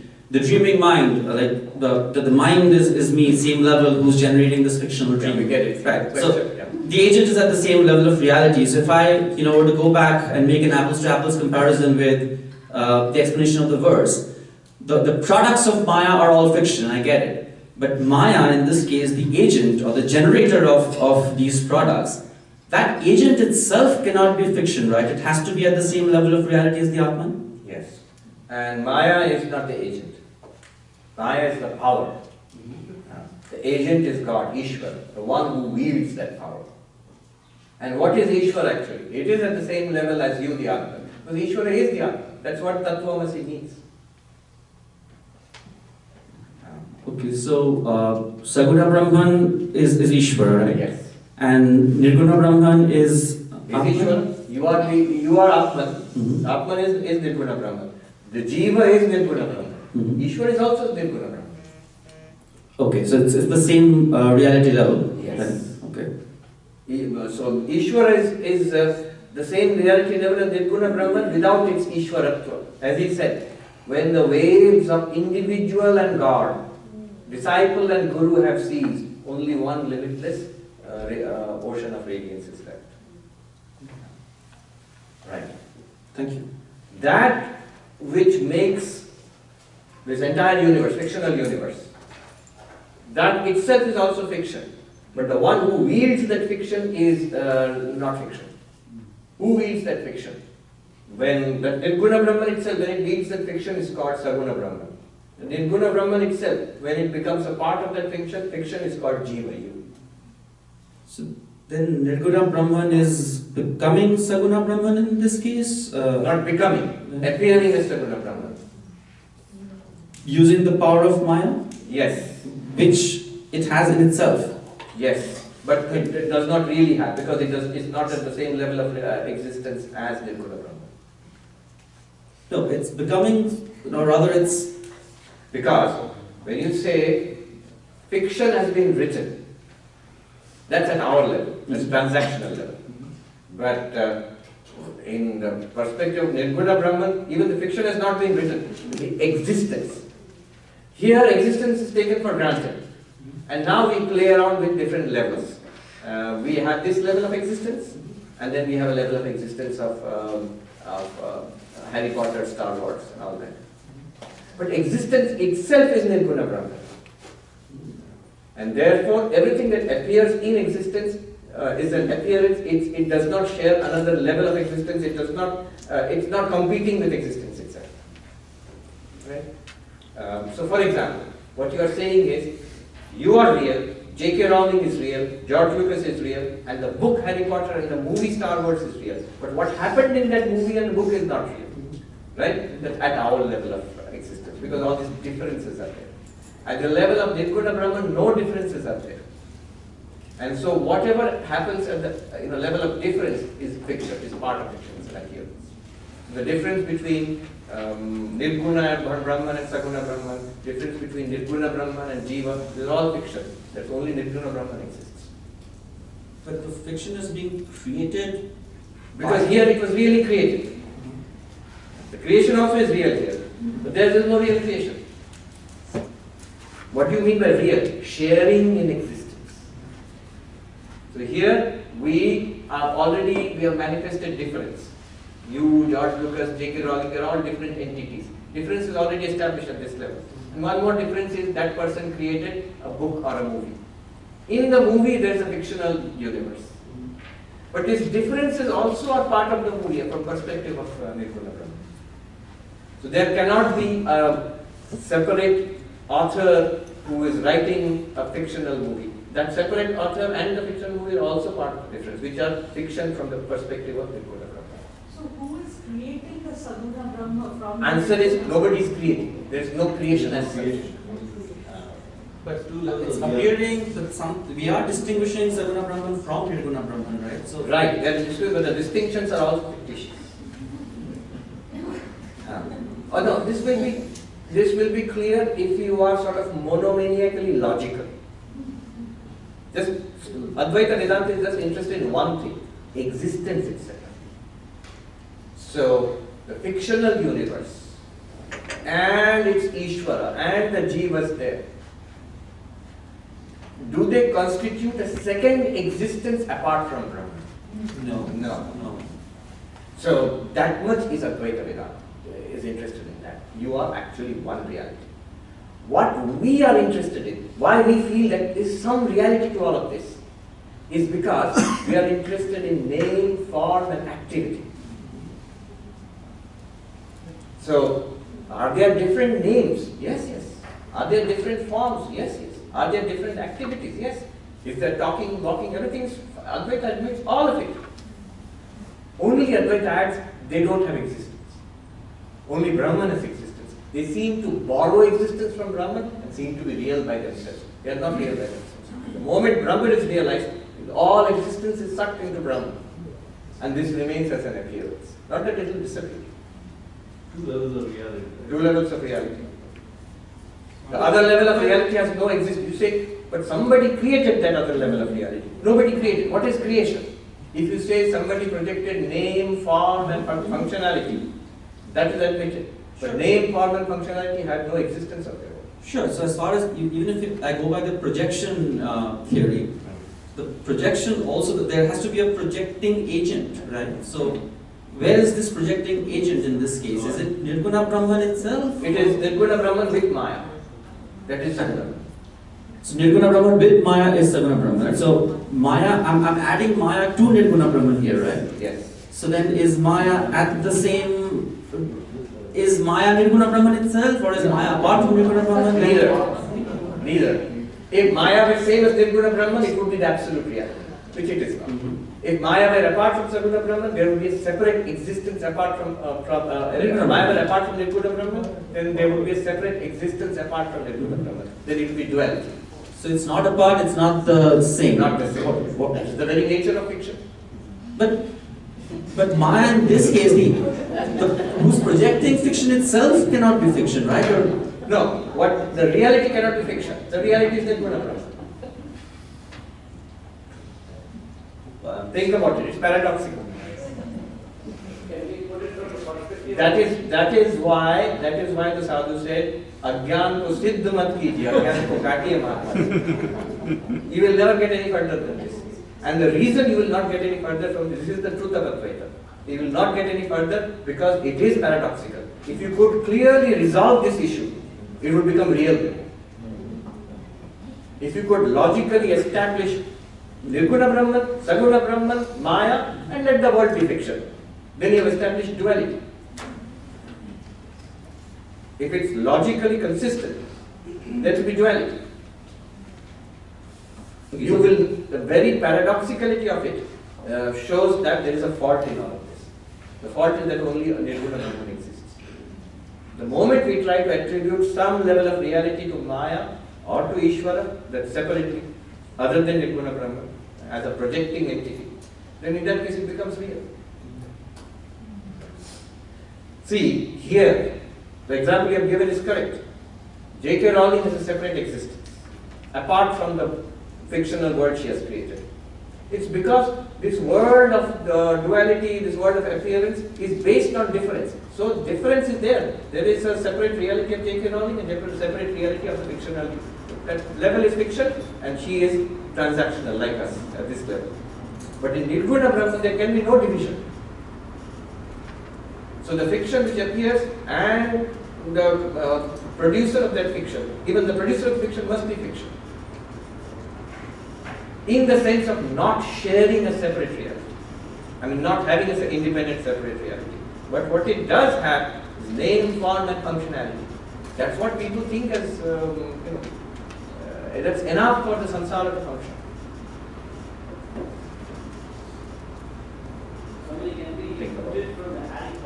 We can never resolve it this way. If you could, that would be a fault. I mean, that's essentially going against the definition or principle of Nirguna Brahman in that case, right? Yes. Because now we're adding a power. A power which is real. And that works, that is what Dvaita Vedanta is, that is what Vishishta Advaita Vedanta, that is what Shaktaism is. But then if you do that, then Nirguna Brahman would no longer be Nirguna Brahman. Yeah. It would be limited. There is something which is other than Nirguna Brahman. In some sense, distinct from Nirguna Brahman. But why is it a problem to be Brahman with power, and that's the final. And power is equally real as Brahman, if you say that. A real power will produce a real universe. Real universe is there as real as Brahman and you. As real as Brahman. Then knowledge will not work. Then you are really trapped in this universe. Realizing that I am Brahman will not free you. It's a real universe. Why will it disappear? He says it's like a mist which lives on avichar, with lack of inquiry. If it's a real universe, you can inquire till the cows come home. Nothing will happen. Freedom will not come. Because this is a real structure, you are trapped here. You cannot wake up from this into freedom. Then you will have to declare a dualistic universe. Then there is some, you imagine there is some God who out of grace will free you from your real universe, real karma, real bondage into some kind of heaven. All of that is gross dualism. And that has to be taken on faith.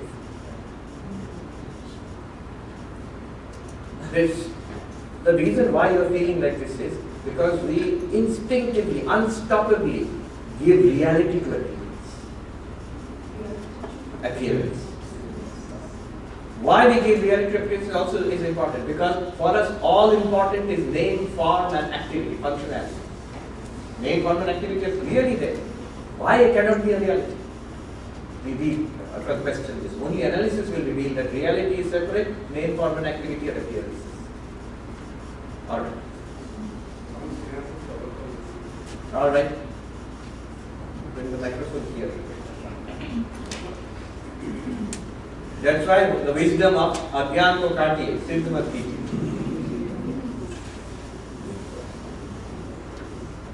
Swamiji, I have the same similar question. Just taking that argument forward.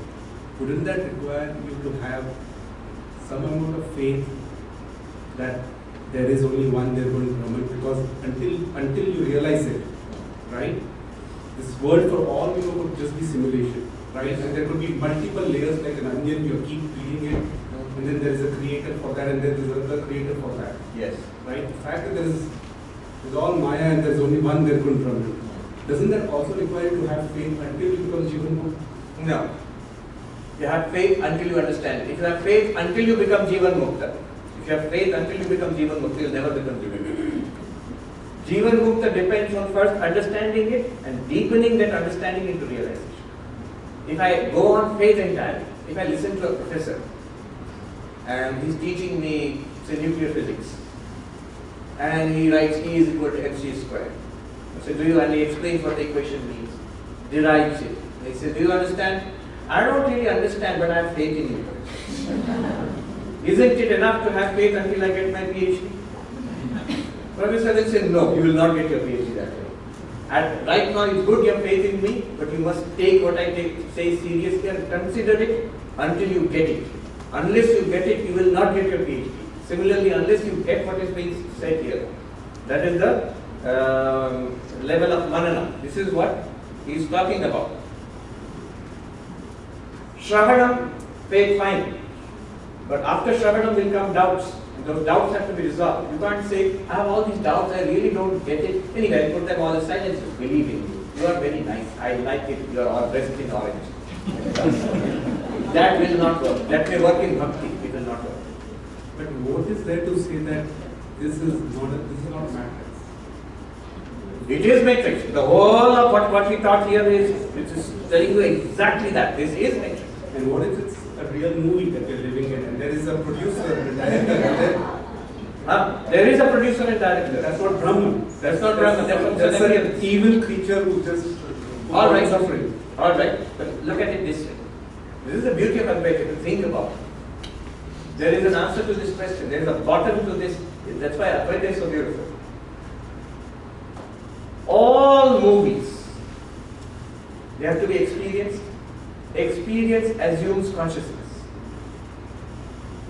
If you find another evil demon or a god who has projected this movie, if you find it to whom? To whom will that god or demon appear? To whom? To consciousness, yes. Notice, you can never jump out of this. This was the great discovery of Sankhya, let alone Advaita, and Descartes. You are saying, what if this happens, what if that happens? You are basically saying that the same project which Descartes had, the skeptical project. What can we be sure of, you are asking? You can be sure that you exist. Question, see. This is why, and these questions, after listening to all this, slowly the rudiments of questions are beginning to come up. When those questions come up, these strong and raging questions, this will make sense. That is second stage, manana.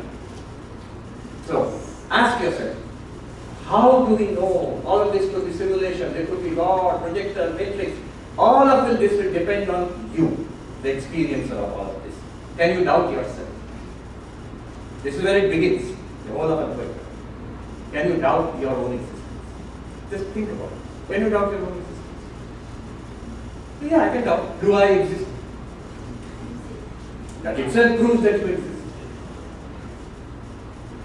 Tell me how is this, how can you doubt this? You are saying, we may doubt whether this exists or this thing is there, one consciousness is there or not. Start with the idea of consciousness, awareness itself, the I am. Can this be doubted? You don't have evidence to doubt it, I agree. But what if No, we have plenty of evidence to doubt it. Just that every time you follow that evidence, you find that you come back to you, the I am. What if there is this intelligent software program that is running in our mind, making us ask that question? Alright, making you ask that question. Two, this is clearly you are appealing to something, right? See, everything that appears to you can be doubted. And Advaita says you are right to doubt it. This is all an appearance. But that it appears to you, that cannot be doubted. The doubt comes to you also, that cannot be doubted. You cannot doubt that you exist. Everything that you experience can be doubted. Just think about it. These questions are good. This shows the seriousness of this text. This is not all that easy. The doubt is also in consciousness. Exactly. So can consciousness be doubted? Experience. Not by? Not the experience of when I ask myself who am I? I can feel that first person experience. Yes, it cannot be doubted. But the object of consciousness can be doubted. It could be a dream, it could be matrix, but consciousness itself cannot be doubted. Even to doubt it, you require consciousness. But that consciousness cannot be God. Like sometimes think of that consciousness as God. Of course, that's what Advaita Vedanta is. Definition of God in Advaita Vedanta, consciousness is the power of Maya. That's why I recommend, so what we need here is, hear all over again. Keep hearing it. It makes perfect sense. People think, what is all this? It's all complicated. Not at all complicated. Tell me one thing. Apart from this ultimate reality, tell me one thing here which is strange or complicated or new. If it's still strange or complicated or new, you have not understood what is drawn here. It is just literal labeling of what's going on in your life right now. Is the mountain not there? Simple fact.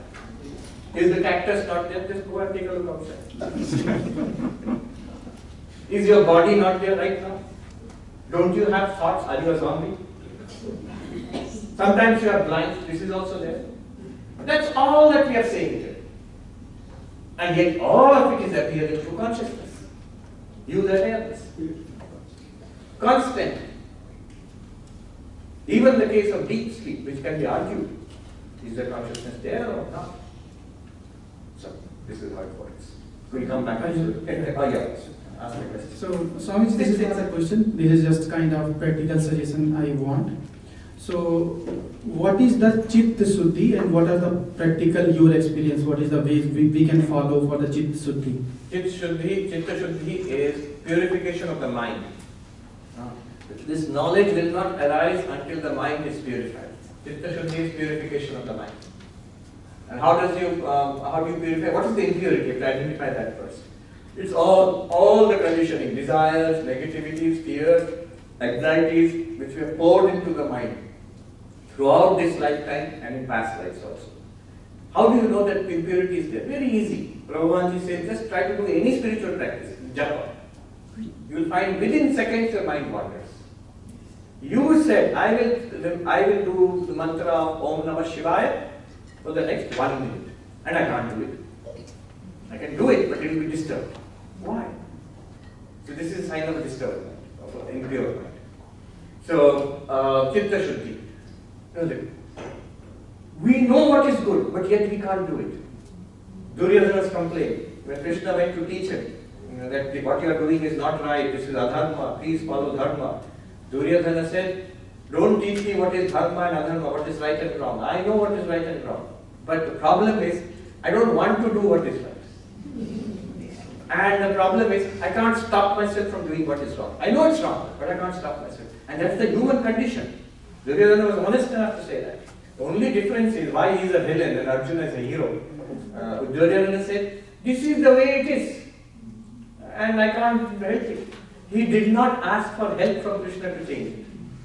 Krishna would have said, you know what is right, but you can't do it. You know what is wrong, you can't stop yourself. That is impurity of mind. If the mind were pure, what you know, you would be able to do it. What you know to be wrong, you would be able to stop it. Plato said, to know the good is to be good. We immediately say, no, this is wrong. I know what is good, but I can't be good. I know what is good, but it's so difficult to be good. The difference is pure mind and impure mind. Truly, if we were human beings, as good people, then to know good would be to be good. What you know, you will do it, but you can't do it. In Barnes and Noble, so many self-help sections, row after row of books. How to be confident, how to 7 habits of highly effective people, and so many things. Book after book, so many rows, very nice books. I also read them. Why is it so difficult to transform ourselves? They work, but only a little bit, because of impure mind. So karma yoga is a powerful method, selfless service, and why it is so, it's a big topic. But all other spiritual practices also purify the mind. Bhakti especially purifies the mind. The japa mantra purifies the mind. Okay. Just ask the questions. I will, because we are running out of time. Sure. I was just spotting an apparent paradox to your answer to the very first question, and what you just said actually may resolve it, but get your thought on that. To be ordinary as possible is great advice most of the time. For folks in the neurodiverse community, that can sometimes be extraordinarily difficult, and there are some that have such anxiety about being normal that they mask their behavior occasionally to the point where they have such mental strain that they take out people and other negative effects. Worst case scenario, they will self-isolate when they feel okay. Do you have any, would you give the individuals with those types of things precisely the same advice, or perhaps similar to what you just gave this gentleman? No. Try to purify the mind. No, not at all. Notice, Advaita Vedanta is a very top-of-the-line product in spiritual life. But it's sort of the most powerful, that's why it's called the direct path. But anything that's most powerful, direct path, is also equally dangerous. So that's why in Advaita Vedanta you see a high entry level is always there. It's the Ivy League of spirituality. It sounds arrogant, but it's not just Ivy League, it's sort of sole proprietor in that area. Advaita, I would say, closest comes, I would say, in the Tibetan Buddhist tradition, the Dzogchen tradition, Mahamudra Dzogchen tradition. Which one? Some, maybe I don't know it in detail. It's there. See, this non-dual teaching is there in every religion. In Christianity also, in Islam also. There are things which are, the paths which are openly dualistic and devotional.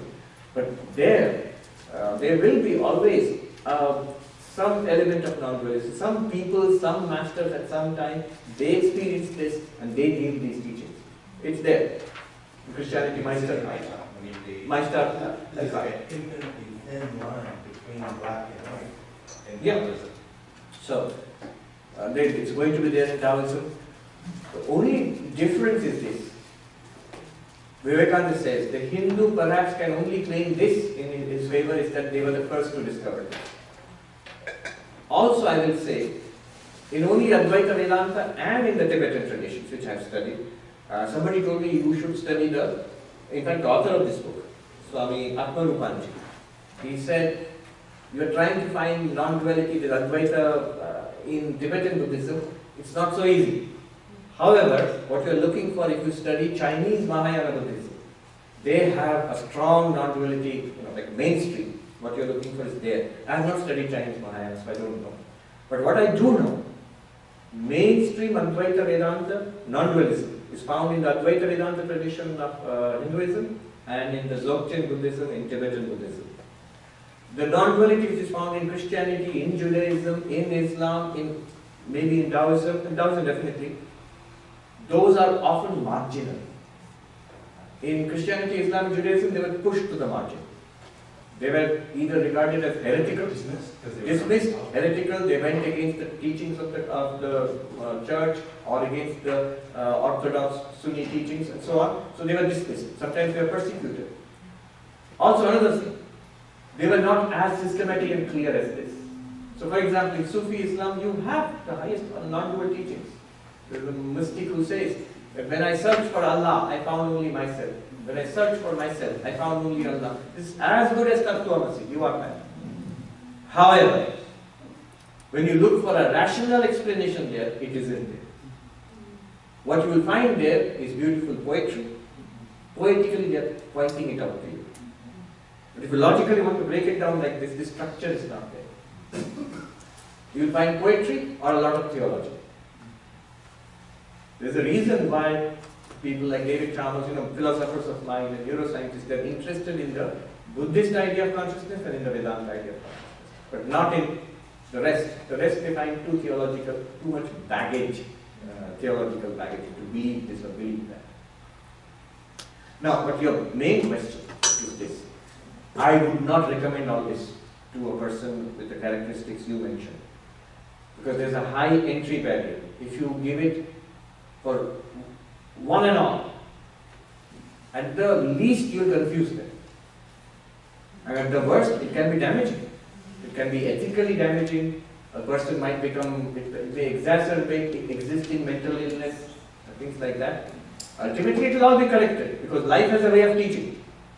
If I read this and I misunderstand it, I think, I am Brahman, this guy, I am Brahman here. I am free, I don't need anything else. I don't need to meditate, I don't need to serve, I don't need to be nice to you because you are pigments of my imagination. Anyway, what will happen to me is very soon life will teach me. Life will become so hard and difficult, and I'll get so many kicks and blows from the world and from my own mind. I'll see it doesn't work. Perhaps I misspoke. When I said your advice about being ordinary, it was in the context of walking to an airport. Don't use honorifics, great honorifics, and that thing as you get here. I'm asking for folks that have the difficulty being normal and the anxiety about being normal. But that's a separate thing. Yeah, right. But yeah, be ordinary is a good good advice in all kinds of spiritual life.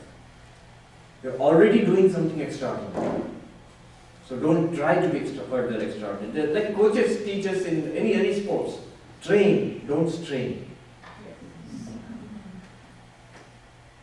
Pranam Babaji, thank you very much. I had two questions. One was Advaita related, one was Bhakti related. In the interest of time, I chose the Bhakti one. I don't see a conflict between Advaita and the Bhakti paradigms, but I did have one question.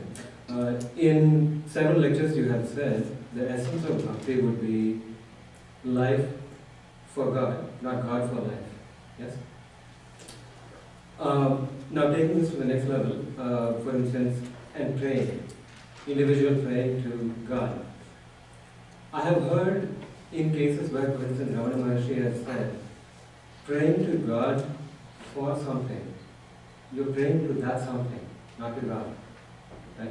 So, and I've heard the other side as well, which says that at the first sign of trouble, run to God. I'm not able to reconcile these two. Right. You need not bother too much about it. So there is a higher kind of bhakti where we are going to God for the sake of God, for God realization. Let us make up our mind that we are God seekers, not world seekers. After having made up your mind for that, then whatever happens in the world, we go to God. At the first sign of trouble, run to God, hold on to God. What the trouble is, let God deal with it. I want only you. And what the way you deal with it, I'm alright. Now that's very hard. So if it is too hard, especially when it comes to people who are beloved to you, father, mother, husband, wife, children, who are very close to you, whom you are supposed to care for. There you can't say to God, alright, my beloved person is sick. Whatever happens, I'm okay with it. I want only you. You are not being honest. You really want that person to be cured. So be honest there. Just like as you would go to a beloved parent, father or mother, and you would ask and badger them and nag them for what you want. You can do that to God also. But always and let your will be done. Since we are in a Christian place, let me share with you the attitude which I meant. It's a beautiful section in the Imitation of Christ. It was written by a Christian monk, Thomas A. Kempis, about 700, 800 years ago. He was in France. So there, the disciple asks Christ, in the imagined conversation, the disciple asks Christ, how do I get peace? And Christ says, if you want peace, do these 4 things. Always seek to have less rather than more. Always seek to be last rather than first. Always seek to do the will of another rather than your own will. And in all things, recognize and accept the will of God. 4 things. Look, it is exactly the opposite of what we do. You always try to have more than less. We keep on trying to have more.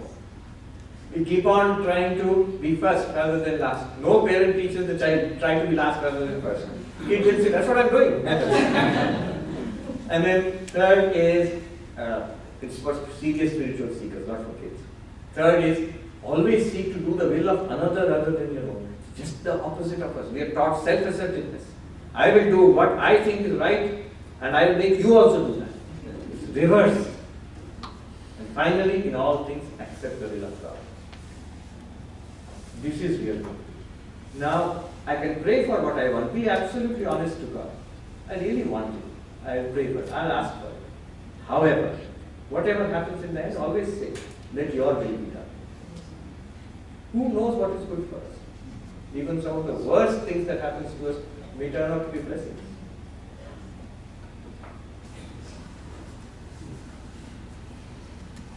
Let's hear the questions quickly. Yes. Namaskar, Swamiji. I'll make this quick. The right side of the board, sorry to go back to this, but looks to me as, I see this, I see millions of years of evolution into highly structured and ordered systems and all this. My question is not why Maya, I know that horse has been beaten quite to it quite a bit. My question is, why is Maya evolving, or appear to be evolving, into something greater, something over time, something of a higher order? In other words, why, to take the culmination of this process, appears to be some sort of evolved, perfected ignorance, which seems like a rather bizarre project. Yeah, the project would be evolve to higher and higher forms, or more sophisticated forms, and which will enable us to reach enlightenment. That would be one answer. That would be at the most physical level. But you could also think about it as even this evolution, millions of years, not only this evolution of life, the creation and changes and evolution of the universe, from basic particles up to star systems and all of that. All of that also, it could be a simulation. If it's simulation, time, evolution, complexity are all appearances. The truth would be none of them are actually true. Could be. And according to some thinkers, that's probably true. Elon Musk buys this simulation theory. There's a paper about it, Nick Bostrom, where he says, if you just go on probability, then the chances are this is a simulation. It's not the real universe. Why? Imagine there's a real universe which has millions of civilizations, and some of the civilizations are very advanced. They have computer systems which can simulate universes. And there are thousands of such civilizations. And each civilization has millions or billions of alien kids playing simulation games. How do you know that we are not one of the simulated universes? And if you go by probability, we probably are. There's only one real universe and maybe a million simulated universes. We have only 1 in a million chance of being the real universe. It's a simulation. In much, it's a crazy idea. At least 2 people. Elon Musk, very smart, and other person who just recently wrote that, until the end of time. Bribery. Both of them, Brian Green himself said, I was there, he said that I'm not saying this is, I believe in this, I think it's a crazy idea, but it makes mathematical sense. So it could be a simulation. Next step. Advaita Vedanta aims to show that it is a simulation, it cannot be anything other than a simulation, because it's an appearance in consciousness. This is the logic. What do you consider normal, without any philosophy? What do you consider to be real and what do you consider imaginary? This you consider to be real. Now close your eyes and imagine orange cloud. You consider that to be imaginary. Why? It exists in my mind, but it does not exist outside. This one, it exists outside and also in my mind. Then it's real. Now notice, in that sense, everything exists in consciousness. That's what we talked about. It's a huge philosophical heavy lifting to show that it exists outside consciousness. To say that the world exists other than consciousness, which is a common sense view. But to actually prove that philosophically, you would have to solve 2 huge philosophical problems. One is the problem of idealism, to show that how the world can exist without mind and consciousness. Because all the world that we know is in mind and consciousness. And see, your galaxies, evolution of life, it's something that you are talking about in your consciousness. Alright. And suppose it did, the physical universe existed apart from us, long before we evolved, the physical universe existed, we are saying. Then how could a physical universe evolve into consciousness? How could a brain produce consciousness? Heart produce consciousness? Both your plans. If you have to avoid the simulation problem or the world is an appearance problem. Anyway, we leave it there. Yes, the lady here, we work a bit and you will ask. Swamiji, I'm big into prayer, but in Vedanta, if we're saying we are God, we are all one, to whom are we praying? Are we praying? Did we pray anywhere here?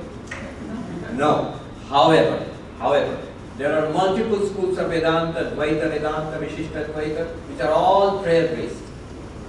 They are all prayer-based. What they do is, they keep you here.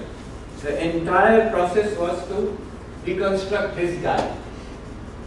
What did we do? I look into myself, inquiry, and I find mind and thoughts and all that.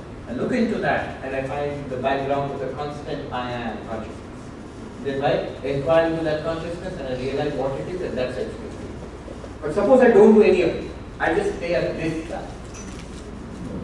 Then is there any way of accessing that ultimate reality? Yes, luckily for us, that ultimate reality also appears to us as God.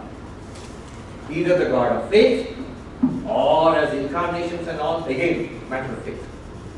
So you can, then this guy can pray to this, and the cactus can hope to become a human being one day and pray to this.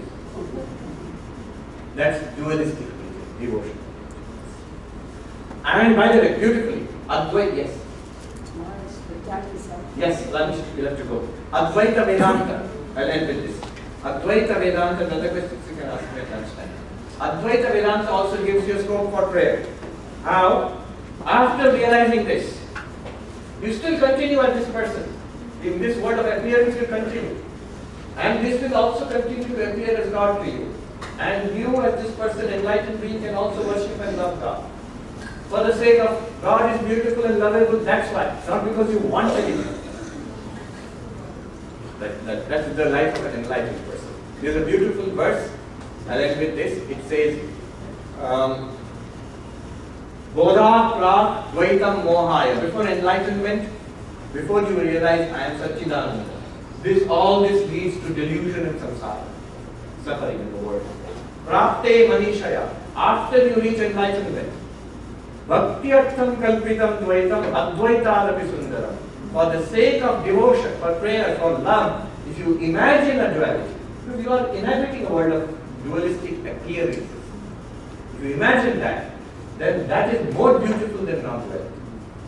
For the sake of love, if you imagine a difference between yourself and the beloved, then you can love the beloved, instead of saying, I am one with all. That's more beautiful than non-duality. We have nicely reconciled duality and non-duality, and we do a final peace chant. Om Shanti Shanti Shanti Hari Om Tat Sat Shri Ram Krishna Pranamastu. Thank you so much. Thank you.